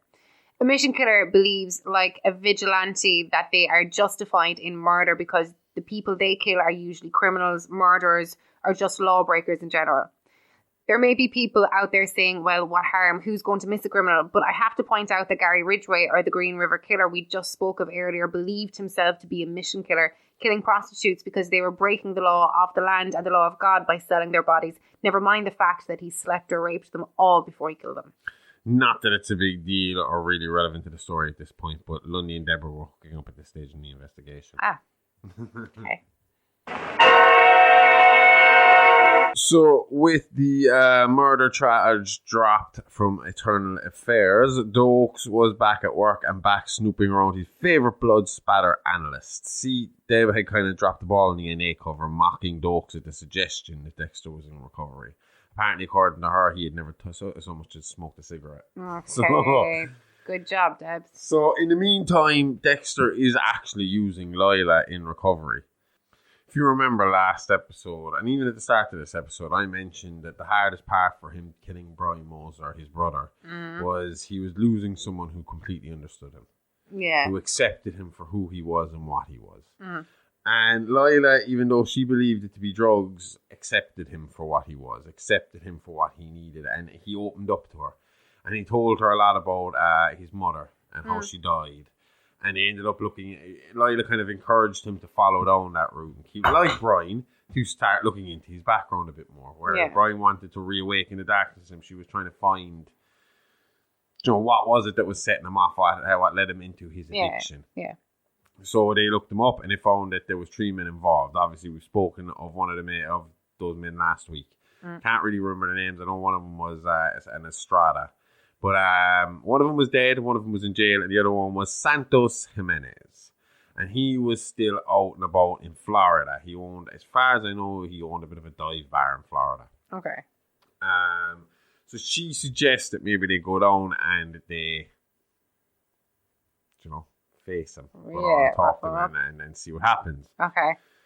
So they head down there, and obviously Dexter doesn't tell Rita exactly who he's going with, but he's going out of town. Yeah. And he goes out of town, and he goes to find Jimenez himself. Okay.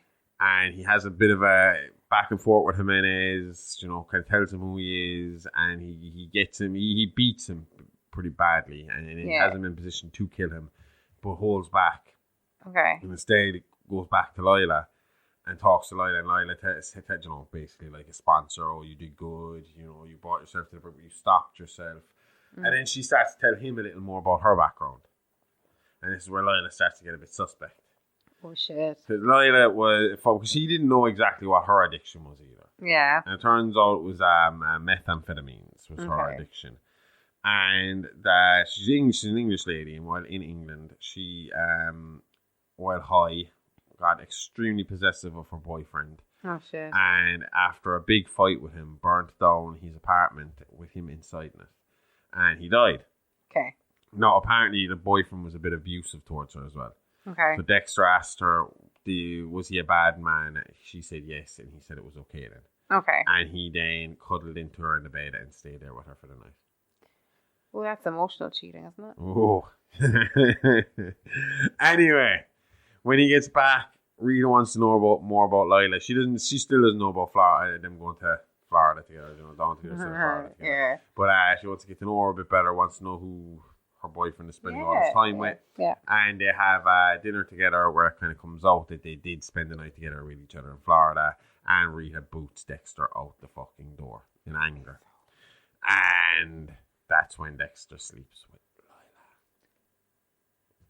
Yeah, well, he thought it was over. He thought it was broken up. They ended up sleeping together. So it seems like Rita and Dexter are kaput. According to Dexter, anyway, and what he had to say about the situation. Okay.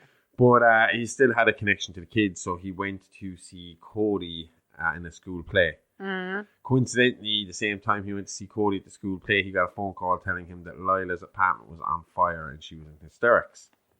Okay. So he went down there. He obviously comforted her. She said, because she was an artist as well, and she dealt with flames in her work. She liked to this torch to look on her art and stuff like that. Yeah. And there was a fire that got out of hand because of that. So it was a good excuse. Okay. Yeah. But again, you think after what she just told you about her boyfriend, that you wouldn't be going down, maybe, yeah. So she again is a possessive type. Mm-hmm. But anyway, he was kind of starting to see it a little bit at this point. But again, he got a lot fucking on.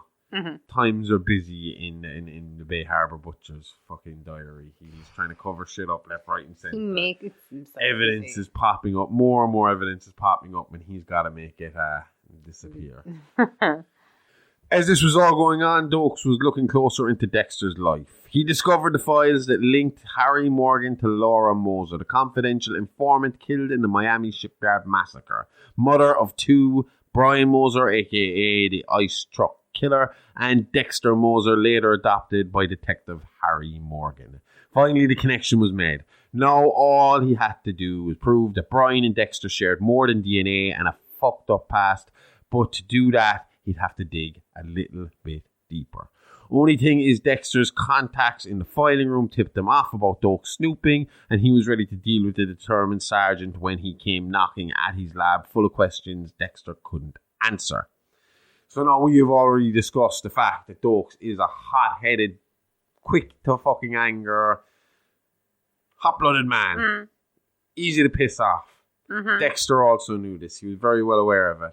So while they were in the confines of his little tiny office where no one could see him, he got close to Dokes, threw him a little insult, and then threw him a quick headbutt.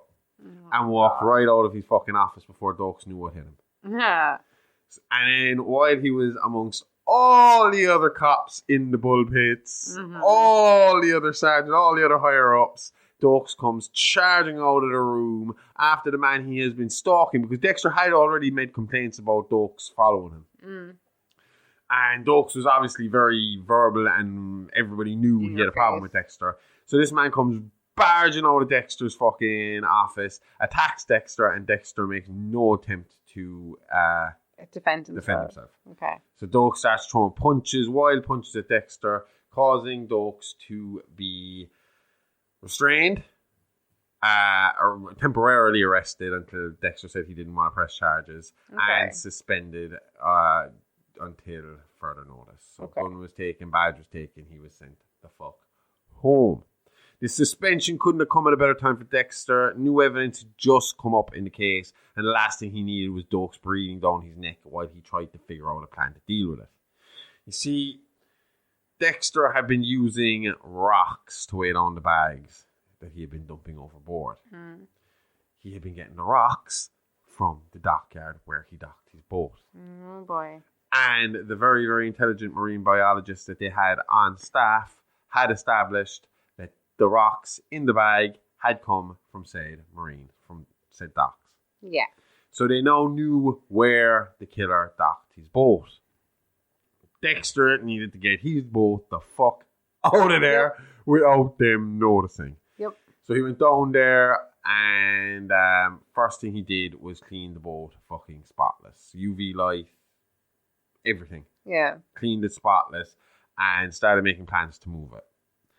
He found out the next day after going down there to clean it with a UV light spotless while he thought about where he was going to move it, that the police actually had it already under surveillance and there was a camera on the place. Oh, shit. It hadn't been checked yet, though. Okay. He was lucky. He had the insider track. He had Deborah telling him what was going on. Yeah. So before anybody else got in, he was able to get in there and delete the video just in time before they saw it. Whew. Thank God. So they just thought it was a fuck up. The feed had fucked up that night. So they were going to try again the next night. But no, he needed to get the boat out of there fucking quick. Oh, yeah. So after the video was deleted, that's what he did. He got the boat out of there, got it into a new docking place. Safe for the time being. Yeah. But unfortunately for Dexter, when one fire was put out, another would spring up. This time, one of his own making. Dexter sent a phony manifesto to the task force at Miami Met, hoping to confuse the detectives and keep them off his trail long enough for him to make sure he cleaned up any trace of evidence he may have left behind over the years. Careless. If he had followed Harry's code as much as he spoke about it, then he would have had nothing to worry about. True enough, but if you were in his position, regardless of how careful you were, you'd still be super paranoid. It only makes it worse that you have to sit there and watch your sister and her new boyfriend get closer and closer to unearthing your secret life and sending you to the execution chamber. Yeah. Anyway, the manifesto was a bust, and his policing knowledge bled through in the way it was written. Lundy was a specialist in the field, and he knew after just one read that the manifesto was a distraction and it was written with police insider knowledge. Because of that, along with other lesser evidence collected, Lundy changed the course of his investigation, and instead of looking out around Miami, he looked inward to Miami Metro PD. Lundy demanded to see all records and reports of all the homicide detectives' past casework within the rough time frame they have for the Bay Harbor butcher killings, bringing in each and every staff member to interrogate them on every decision and every mistake. This would be the next lucky break Dexter had, as Dokes was called in from suspension to discuss his case with Lundy. And let me guess, he lost his cool and made himself look super unhinged and suspicious. Pretty much. Dokes was the main detective in charge of 4 out of the 18 bodies found in the ocean bed. When the men had been alive, Dokes had been unable to obtain a single conviction. Lundy noted that the Smith case was thrown out for inadmissible evidence. Orozco skipped bail, and the Rodrigo case lost to bad blood work. This Rodrigo case must have held some special significance to Dokes because he seemed to take major offence to this, blaming Dexter for the fuck-up and storming out of the station before Lundy could conclude the interview. So I've mentioned before that Dexter liked to keep trophies, a few reminders of his conquests. This included a few journals and a little wooden box full of blood slides, 1 slide for each victim. Before killing his victims, Dexter would use a scalpel to slice the victim's cheek. Then he would collect a drop of blood and place it between 2 glass slides. Now, I already mentioned that he wasn't killing a whole pile at the start. But after he had encountered Jimenez, he was able to get his groove back. And just in case you think the investigation slowed him down, while he was being investigated, Dexter murdered a guy called Little Chino, Roger Hicks, Ken Olson, Santos Jimenez eventually, Jose Garza, Juan Renez, and Tio Famosa. You think he'd be lying low for a while, especially after getting away with the ITK stuff and his connection to Brian Moser? He continued killing because if he didn't, he was afraid the pent-up need to kill would give it away in front of Lundy, who was well able to spot a predator. But he did decide to get rid of his trophies. You mentioned this last week, alright, how we only have a handful of journals once that were thought to have been important moments in life for him, but we only have those few because he would regularly panic and destroy the rest, understandably. Yeah, and the journals we have are written in code, kind of disguised like fiction novels. He was working under like the pseudonym Jeff Lindsay, the name he would use later as cover when he was hiding again. Okay. So he decided to burn the journals and throw his slides overboard as he moved the boat from the harbour. The journals were no problem, sitting in his lockbox in his closet, same place they always were. The slides, on the other hand, were a different story. Dexter used to hide the slides in his air conditioning unit, sliding off the front panel to place the box inside, then replacing the front panel. He always hid them there and never moved them. But they were gone now. Dexter actually didn't suspect Dokes at first. He believed the FBI were onto him and just waiting for DNA results before they came in for the official arrest. Thankfully, his insider position put that worry to rest, but there was still the mystery of the missing slides. A mystery that would be solved relatively soon when they were found in the car of James Dokes, who was currently in Haiti for undisclosed reasons. It was believed later that he suspected Dexter as the butcher and had gone to Haiti to use his connections there to source a private testing facility so that he could positively ID the blood slides to the Bay Harbor Butcher 18 and come back, Oh, look what I got, assholes. What Dokes didn't know was Lundy had already beat him to the punch, testing the slides found in Dokes' car and positively IDing the slides to the Bay Harbor 18, along with a lot more, all fitting the butcher's MO, avoiding conviction or slipping away from suspicion of past unsolved murder cases. A friend inside the force, Lieutenant Maria LaGuardia, gave Dokes the tip-off that he was now the main suspect in the butcher case and encouraged him to hand himself in so he could clear his name. Dokes decided to go another way and stayed on the run from his peers and Lundy's task force, all the while tracking Dexter, desperately trying to find evidence to clear his name and finally nail Dexter for the killer he knew him to be.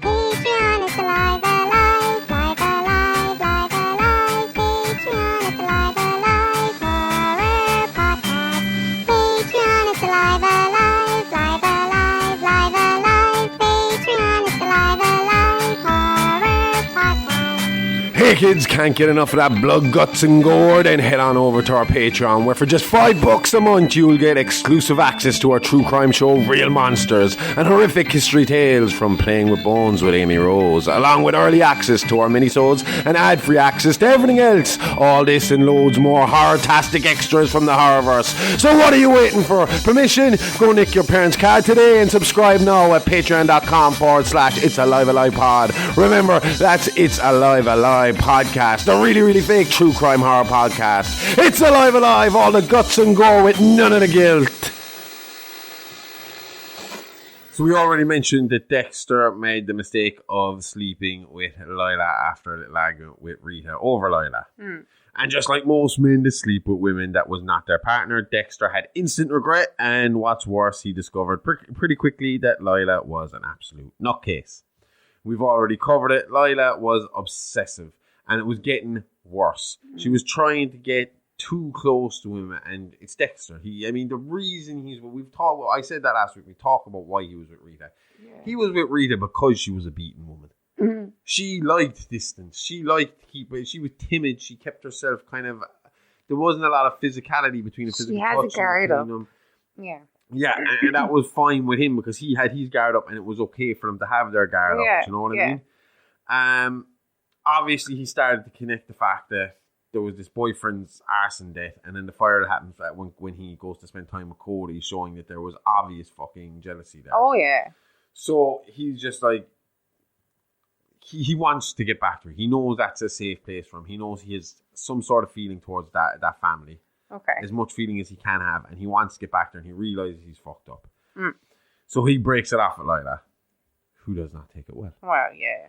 And she instantly starts dating Angel Batista, who is only happy to go out with this hot English girl after his divorce. Of course he is. But Batista, I don't know how to describe him. He's, imagine a very happy, nice, well-groomed, Pablo Escobar. Oh, okay. He's a very jolly, happy man. And got a bit of a belly on him, but dresses like your average kind of guy. He's got those kind of Cuban style shirts, fedora hat, that kind of style. From what I've heard, a very good police officer. Yeah. But like the ladies. Okay. And was very happy to get with Lila. Now, Dexter kind of tried to warn him off for a little bit, but he took it as jealousy and you're just jealous, I don't know, and all that. No. He realised pretty quickly, though, that Dexter was right. Yeah. Because Lila came forward and accused Batista of sexual assault. Christ. She then told Dexter that she would drop the charges if he went back out with her. Yeah, we've talked about this before. We talked about this with the thing of, I'll kill myself if you don't get back together with me. It's like, why do you want to be with somebody that doesn't want to be with you? Like, what kind of relationship is that where you're like sitting there going, this person is only here out of fear? Yeah. Do you know? Yeah. When that wasn't working as well as she thought it was, she hired the still alive at this point Jimenez, who Dexter had only left unconscious on their Florida trip, to attack Dexter as they all left. There was kind of like a fucking staff night out playing bowling or something like that, and Dexter went along to he was on the bowling team and all that, and she turned up to this, and then Jimenez attacked him in the parking lot, but obviously there's cops everywhere. They kind of chased him off. Yeah. And all he did was really slice Dexter's hand. Okay. So obviously at this stage, Dexter realizes Lila is just more trouble. A loose string he needs to cut away. But first, he needs to track down and kill Jimenez before he tried to finish the job he was hired for. Now, Jimenez was no genius, and it didn't take Dexter long to track him down to a small cabin hidden in the brush deep in the Florida Everglades. A thing we now know is only solely in Florida. There he waited, ambushed Jimenez, and finally got a little revenge for his mother, killing Jimenez in his usual fashion. After the deed was done, Dexter was loading the various different parts of Jimenez onto his boat when he heard a familiar voice say, "Freeze, motherfucker!" I'm going to get in trouble for that as well this week. Dokes had figured it out and followed Dexter to the cabin.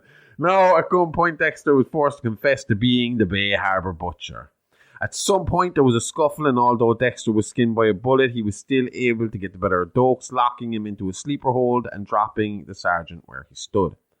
It's believed, although he doesn't detail it much in his journal, Dexter said he locked Dokes in a small cage built in a cabin, presumably for dogs, but considering it belonged to Jimenez, who knows. Dokes stayed there for a few days, where he tried desperately to convince the butcher to hand himself in and end the madness before he went too far, killing an innocent cop instead of the killers he usually targeted. He's not wrong. I mean, if Dexter kills Dokes, then he's just like every other killer and takes away all justification for killing so many victims up to this point. Yep, slight loophole though is rule number 1 of the code. Don't get caught. What good is the code then? He's going to get caught due to his own negligence. Dokes shouldn't lose his life because Dexter didn't dispose of the evidence correctly. No, I agree. And so did Dexter. And the way he saw it, Dokes blaming Dexter for killing was not a problem. I mean, why you ask? I just read The Boy Who Cried Wolf. Dokes had been screaming freak at Dexter enough that no one would think twice about it. Especially once Dokes was arrested with DNA proof locking him down as the Bay Harbour Butcher. Mm-hmm. So instead of taking his life, he's just going to ruin it instead. Pretty much. He used a spiked bottle of water to knock Dokes out. Then he took DNA and put his prints on a knife, confirmed to be the style of knife used often by the Bay Harbour Butcher in the Bay Harbour Butcher killings. Basically, Dexter's choice of knife. The plan was in place. He just had 1 or 2 more details to take care of. Only problem was, before he could take care of those issues, namely Lila, detectives worked out where Dokes was hiding out. Deb was with Dexter when the call came in that they had the location and all units were to head there ASAP. Dexter told Deb to go ahead and he'd catch up with her in his own car. He then took a faster route to try and, Ferris Bueller his way to the cabin before the cops got there. He did not succeed.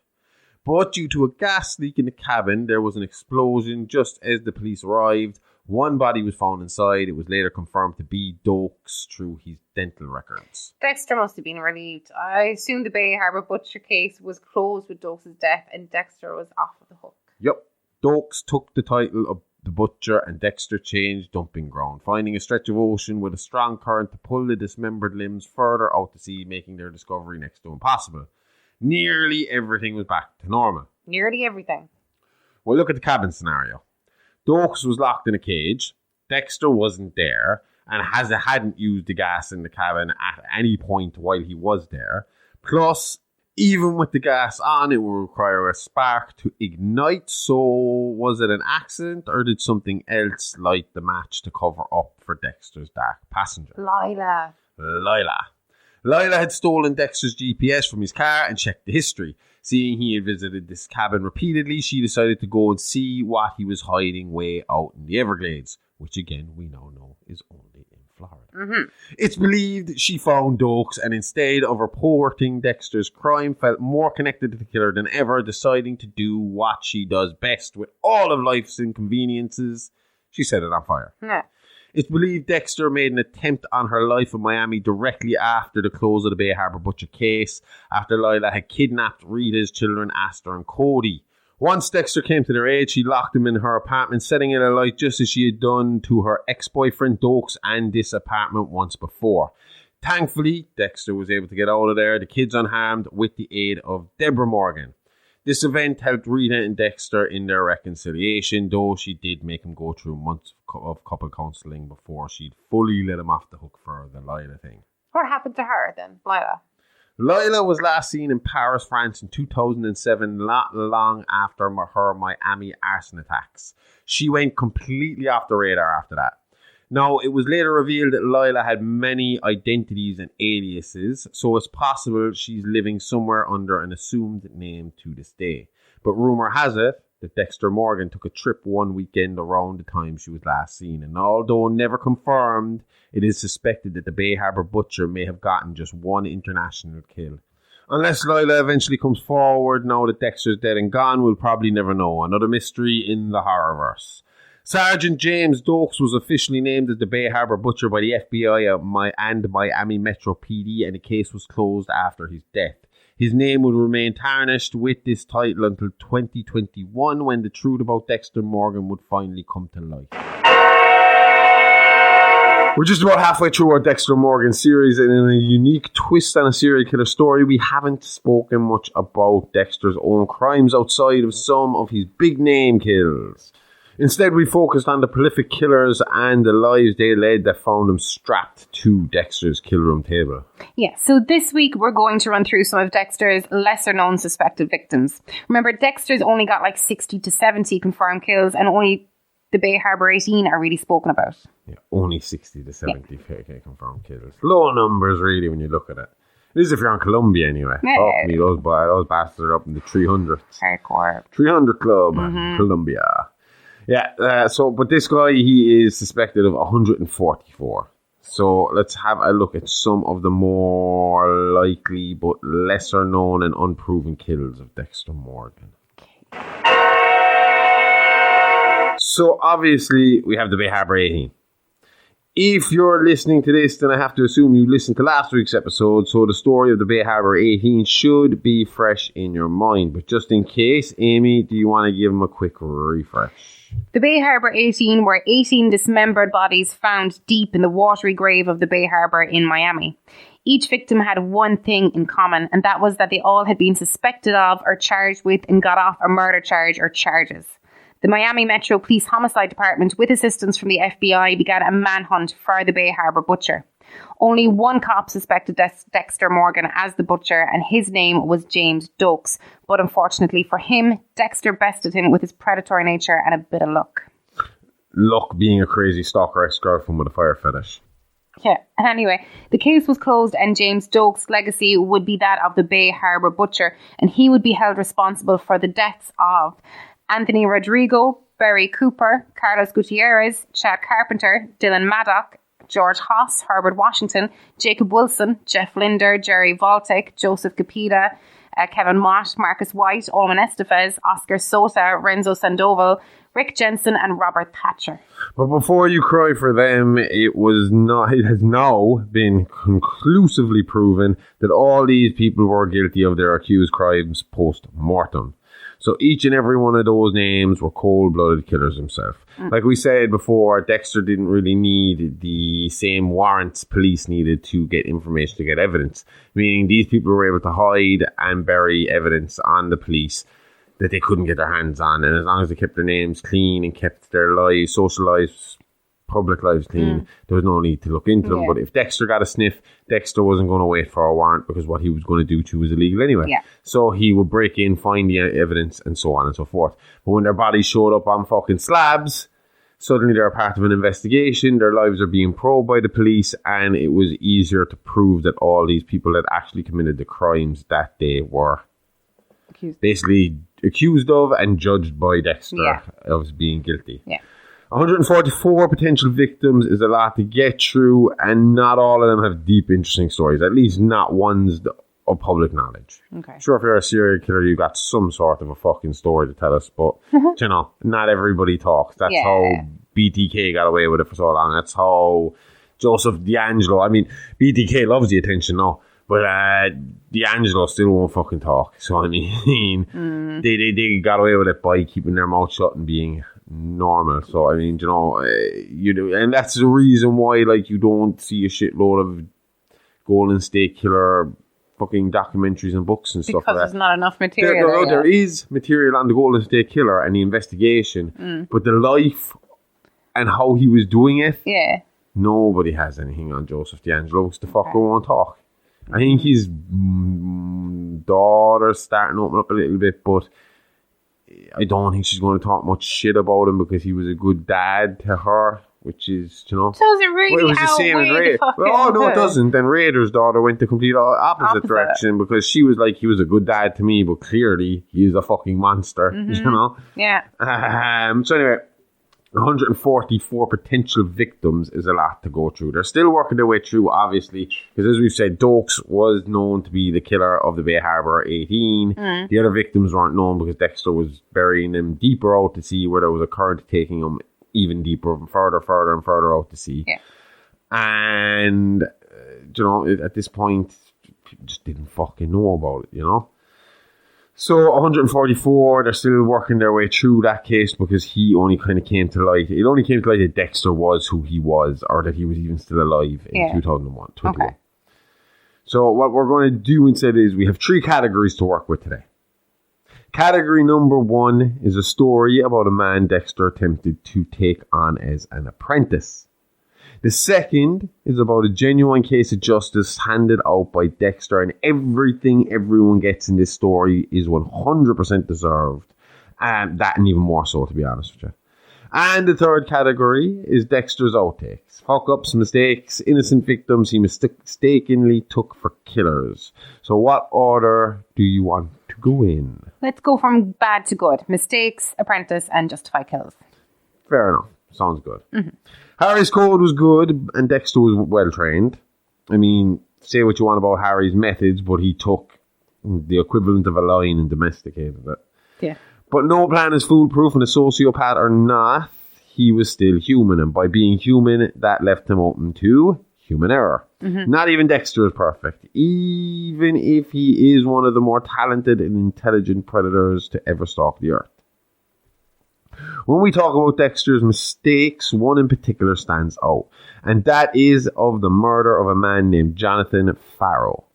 Now again, don't cry for Farrow, as he was innocent of murder only, therefore not fitting the code of Harry. And this cost Dexter many sleepless nights, and I'm not over-exaggerating that. It used to really bother him if he fucked up in any little way. And it's kind of like he feel like he left Harry down. The spirit of Harry, or the one he sees as his conscious imaginary dad friend? Oh, fuck knows, man. Jesus Christ. Anyway, oh man. When you think about what Ghost Dad, I mean, a Ghost Dad was Bill Cosby. And this guy's Ghost Dad is his weird fucking serial killer mentor. So Ghost Dad's not good. Anyway, you may have heard of Jonathan Farrow's work. He was an artistic photographer whose pictures were typically graphic, bordering on grotesque. I would say that you might see them in the horrorverse, but even this is a bit much. Yeah. Among one of his more famous pieces was a woman eating her own intestines with noodles using chopsticks. Ew. They sometimes featured women who had really been abused by Farrow for what he said was done in the name of art. It's kind of like a kind of performance art piece in a roundabout way. I suppose so. Basically, he abused the shit out of these women and then called it art. Okay. So, whereas we'll just take The Weeknd for example, when he did all that car crash fucking gimmick for the award ceremony, coming with bruised eye, blood coming from the nose. That's all makeup. It's all fake. Not Jonathan Farrow. Jonathan Farrow, like the real thing, he'd beat the shit out of the girl and then take the pictures. He'd put her into uncomfortable, torturous positions to take his pictures. Take pictures. Okay. Again, to give you an idea of the type of man he is, Farrow was arrested on suspicion of rape in New York in 2002. The charges were ultimately dropped. According to the lead investigator of the case, the victim was most likely paid off. Yikes. So, a bit of a dick. Awful bit of a dick. So, some of Farrow's models began to go missing and were reported as such at the beginning. It was only when the arm of one of the missing models turned up in the mouth of an alligator that an investigation began. Because of his content and past history of abuse, along with the dropped rape charge, Dexter surmised that Farrow was killing the models to make snuff-style pictures, pushing the grotesque imagery to the absolute limit. Dexter had seen Farrow as more of a fashion photographer, and his research seemed to verify that. So when he found the more hardcore photos in Farrow's office, Dexter made an assumption that these were real pictures of the missing women and decided it was time for Farrow to pay for his fetish. Not long after that, Farrow went missing. Not long after that, Farrow's personal assistant Timothy Brand was arrested for actually being responsible for what would become known as the alligator murders. Okay. Not very fucking inventive. Yeah. With Farrow's disappearance and Brand's arrest, it was assumed that Brand killed Farrow along with confirmed victims Anita Parente, Lorraine Lopez, Gina Hermelia, Estrella Carrazzo. Oh, and that's it. That's all of them. I thought there was more coming. See, I'm so used to them being high numbers. High numbers, yeah, Just a rattling name after name after name after name. It's still not good that he killed 4 of them. No. One's too many. And what this fucking Pharaoh guy was doing is not much fucking better. Jesus Christ. It is only lately Dexter has been suspected of the killing, as Brand always vehemently denied killing Pharaoh. Pharaoh was never seen again, and it was on Brand for the Bay Harbor butcher. So while Brand was convicted of the other 4 murders and sentenced to 4 life sentences without parole, the investigation into his involvement in Pharaoh's disappearance was dropped. So we just covered one of Dexter's mistakes, and that was only one of his mistakes. There are more, but again, it's sketchy, it's rumored, bits and pieces here and there, but that was the one with the most information I could find. Yeah. Where it was like a clear fuck up by him. It seems to be anyway. I mean, this guy goes missing at the same time as this other. He just gets caught for serial murder. And he had a background of being abusive. Either way, I don't think anyone would miss Jonathan Pharaoh. No. So next we're going to talk about his first apprentice. He does take on other apprentices now and again. So his death is literally like a Sith. So for part 4, expect that. I mean, like Dexter's last apprentice is very Sith and Emperor and apprentice and master kind of thing with the Sith Lords. Rule of 2. Anyway, so the apprentice was a man by the name of Miguel Prado. And he was the assistant district attorney, or ADA, in Miami. So we got a kind of fucking Harvey Dent Two-Face thing going on here. Miguel was Cuban-born, arriving in the US at a young age. As ADA, Miguel was well-connected and viewed as an accomplished lawyer. He had 2 brothers, Ramon and Oscar, and a wife, Sylvia. And at one point in the past, Miguel and Maria LaGuarta were involved romantically. You've mentioned her before. She was like a Miami Metro higher up. Yeah. Well, she wanted to be. Oh. LaGuarta was a Cuban immigrant sent to America alone at a very young age in hopes that she may find a better future and send money home to her disadvantaged family. This responsibility drove LaGuarta to do whatever it took to make it to the top of her field. Some would even say questionable things. Like what? Well, when she lost her job to Aimee Pascal, we mentioned her, or actually we'll mention her this week with the Trinity Killer thing. She's in that little task force. Anyway, when she got her job, LaGuarta began sleeping with her fiancé, Brett. I keep going to call him Bernard because that seems like a better name, but it's Bertrand. Bertrand. What a fucking name. Pascal. I know a woman called Bertranda. Yeah. Bertrand. Okay. Anyway, Pascal began to become suspicious of her fiancé and became irrational at work, using department resources to investigate her fiancé and acting out erratically. Pascal was eventually replaced with LaGuarta, at which point LaGuarta stopped sleeping with Brett. Say it again, Bertrand. I just can't say it. Bertrand. It's one of those weird letter combinations. What a bitch, though. She was very determined to maintain her position no matter the cost, such as blackmailing Captain Tom Matthews into promoting her, telling Matthews that she would help him make the call girl case go away. That's all I got now. I don't know what that is, but she was going to help make the call girl case go away, but instead used Deborah Morgan to dig up information on the case that would connect back to Tom and sold him out to the board, essentially forcing him into retirement and gaining his position. I don't know if I hate her or respect her drive, to be honest. I know. Well, it goes up and down in the story. We'll be talking more about her over the next 2 weeks. Anyway, back to Dexter and Miguel.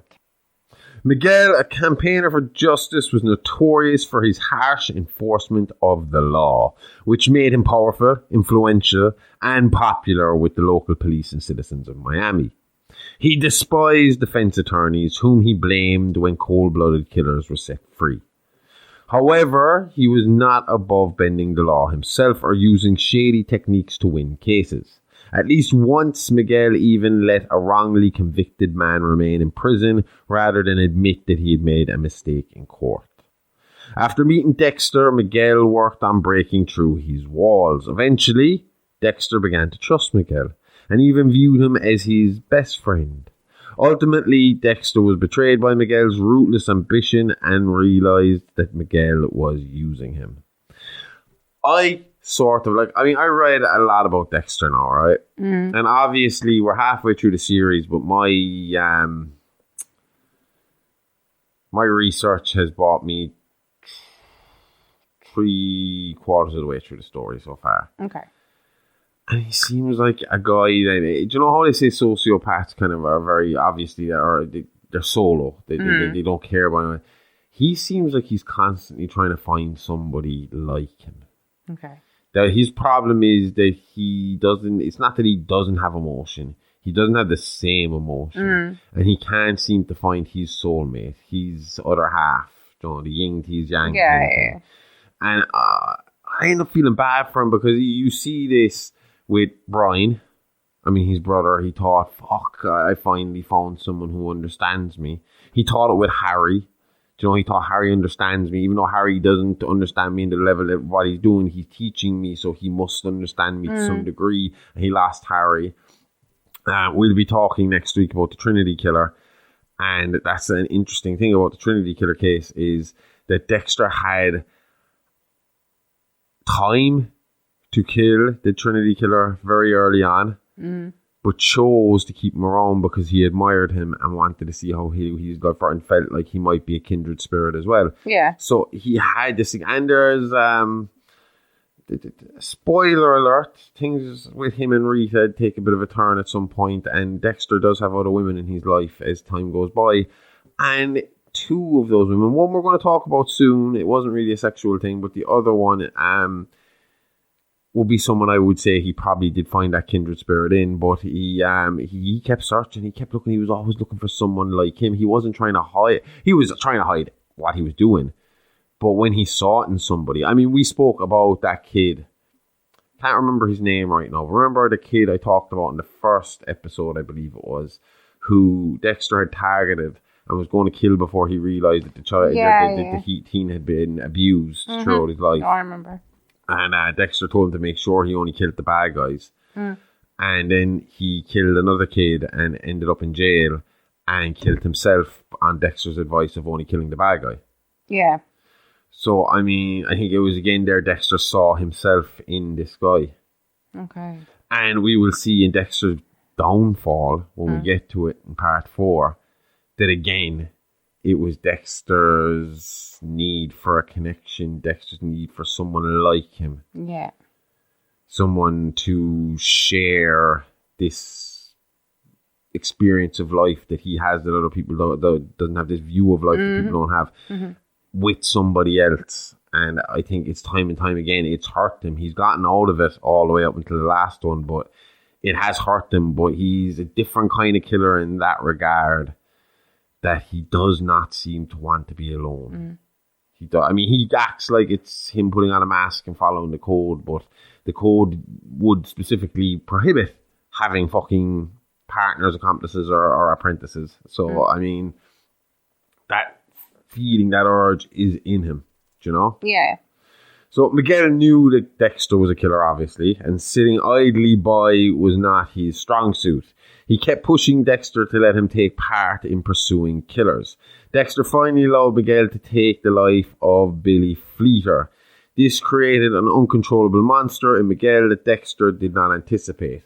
Now, I will say, I kind of glossed over that very quickly there of Miguel knew Dexter was a killer. When I say they were breaking down walls, they were talking a lot. Miguel would have had a very similar mindset to Dexter in the sense of there are people falling through the, there are cold-blooded criminals who deserve to be off this street, who are dangerous and who are going to hurt innocent people, and they need to be taken off this street one way or another. And Miguel was seeing it through the jaded eyes of an ADA. You know, he's working for the fucking government to try and put these bad people away, and he's seeing them slip through the cracks on technicalities on faulty warrants, like little dates out of place or something like that, and he's seeing it fall apart. So he's frustrated with life in the sense of he sees the evil and he wants to try and take it. No, the only problem we will see later is that Miguel's view of evil is a bit wider than Dexter's, and something I have already said about Miguel will come back into play soon. Okay. But Dexter did bring Miguel along, teach him a little bit, and eventually did let him take the life of Billy Fleeter. Who was Billy Fleeter and what was his crime? Billy Fleeter had a college football career until his addiction to drugs was discovered and he was kicked out of the team. He then later turned from one addiction, drugs, to another, gambling. Eventually, he was busted for possession in 2008, where he pled guilty and was sentenced to 2 years probation. Running up serious debts with the Nardo crime family, he paid them off by helping his bookie kill others who could not pay their debts. His first victim was a 70-year-old school teacher named Brian Taylor. Assistant District Attorney Miguel Prado went after him for this murder but could not get enough evidence for conviction. Billy then went on to kill a mother of 2 after losing more money. Miguel brought in his friend Dexter Morgan to bring Fleeter to justice. As a result, Dexter used Fleeter to help train Miguel how to kill successfully. He taught Miguel to first research his victims to be sure they deserve to die, or meet the code of Harry in Dexter's case. They learned that Fleeter killed a man named Dillard Nessman after losing over 30 grand, and Miguel insisted that he be the one to kill Fleeter. This created an uncontrollable monster in Miguel that Dexter did not anticipate. Against Dexter's wishes, Miguel killed attorney Ellen Wolf, an innocent. Now, this is what I was saying. He saw them as being evil because they were getting the evil people out of Public prison. defenders. Yeah. So basically, it's your fault this person is out because you found the technicality and you're working really hard to keep this person out of prison when I know they should be in prison. Even though we pointed out that he knew at one point he had fucked up and left an innocent man rot in jail for it. When Miguel before I get that, he told Dexter that from this point on, he would do whatever he wanted to do to whomever he wanted to do, and basically use the knowledge of Dexter being the real Bay Harbor Butcher as leverage. Okay. When Miguel targeted Maria LaGuerta, Dexter intervened and permanently ended their relationship. Now with Maria, I reckon it was a case of she started to suspect something with Miguel. Because Miguel was not exactly the savvy, seasoned killer that Dexter was. Yeah, and he was a bit manic in the way he acted. Oh, yeah. Sounds to me like he always had it in him to kill, that Dexter just gave him the means, method and excuse. Maybe. And then when you look at it, maybe it was just seeing so many bad people getting away with it. And I mean, you could see why he would hold the public defenders to I blame. always wondered, but I would doing the job. Like if you have like somebody that you know has killed how many people, you have to defend them. Like and you have to defend them to the best of your ability. Regardless of how you feel about the person. So that's not really their fault. No. But I understand how he got to that space in his head. But like I said, the difference was whereas Dexter had a very strict code to follow, Miguel was more, I can kill you because you left this killer free, so by proxy you're killing other people you're killing someone when this person kills someone. Yeah, which is, obviously, I'd say minority report. It's like executing an executioner. Fucking minority report rules over exactly. here, Okay, just a warning, we're heading into nasty territory here. It'll have a happy ending. Well, as happy as it gets in the horrorverse, but there is a lot of horror first. At this stage, I pretty much expected. Like, I don't even think there's much you could tell me anymore that would shock me. So this case is known as the Barrel Girl case, and the perpetrators would eventually be dubbed the Barrel Girl Gang. The media needs to start giving these guys names they deserve. Like, that name sounds like they work with John Dillinger. How about, and this is just off the top of my head, the Weak Pussy Bitch Gang? Yeah, we can call them that for the rest of the episode if you like. Cool. do it. Fucking don't confuse things. But we established that what they are, and I think the story will be enough of a reminder as to how much of a weak pussy bitch gang they were. Were being the important word there. So as teenage boys, Eugene Greer, Cole Harmon, Alex Tilden, Boyd Fowler, and Dan Mandel spent the summer at River Jordan Camp near Miami, Florida. While there, they were persuaded by their leader Eugene to gang rape a young woman at the camp. They chose Emily Birch, a trainee camp counselor just a year older than them. They brought Emily to an empty cabin where she was raped repeatedly by each of them except Eugene. He stood off to the side shouting that each man should seize their desires. When they were finished abusing Emily, Eugene ordered her to take a picture of the 5 of them. Eugene was standing at the far left, Dan Mandel beside him, Cole Harmon in the middle, Alex Tilden on the right of Cole, and Boyd Fowler at the far right. I'll see if I can find that picture and post it to our Instagram. Yes. The picture had an innocent appearance, but it captured the memory of when they took their first victim. As the years passed, they kept in contact with one another. Eugene Greer changed his name to Jordan Chase and wrote several motivational and self-help books that would become bestsellers, propelling him to a level of popularity only dreamed about. You probably heard of this guy. He was fairly famous on YouTube back in the early days. Back when we'd be in college, you'd see the Jordan Chase motivational fucking speeches and shit. Jordan hired Cole Harmon as his head of security. Dan Mandel moved on to become a dentist. Alex Tilden became a successful banker. And oddly enough, Boyd Fowler ended up working for the Department of Sanitation, picking up roadkill. Despite their career differences, though, they would keep meeting to torture and rape a woman for at least a week before having Boyd kill her. They did this to at least 12 women before Lumen Pierce. With Lumen, they abducted her, raped her, tortured her, and prepped her for execution. But Dexter Morgan intervened before Boyd was able to kill her.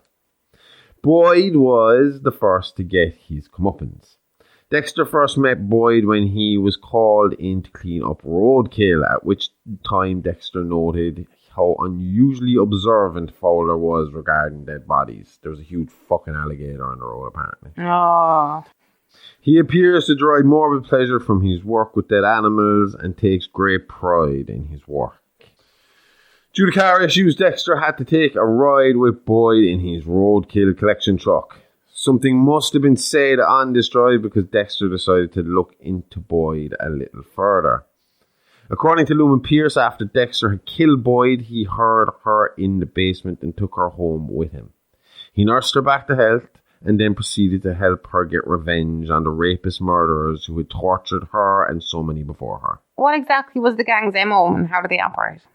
Okay, first there was the rape and torture. Jordan Chase would stand on with a video camera instructing each man to rape the woman. Each man had his own unique method of torture.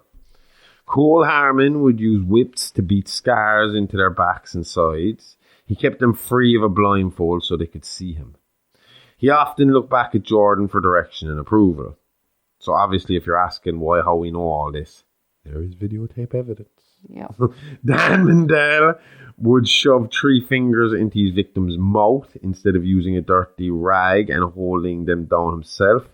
Boyd Fowler and Alex Tilden treated the victims in an unknown manner, but it is believed that they followed Jordan's every command. So we don't really have much video on the 2 of them. Okay. Jordan Chase received gratification from watching each man in action. After the rape and torture was finished, he left the tapes in Cole's safekeeping as trophies of their ventures, which I just pointed out. Mm-hmm. When they were done with them, each girl was moved from River Jordan Camp to Boyd Fowler's house for their final days.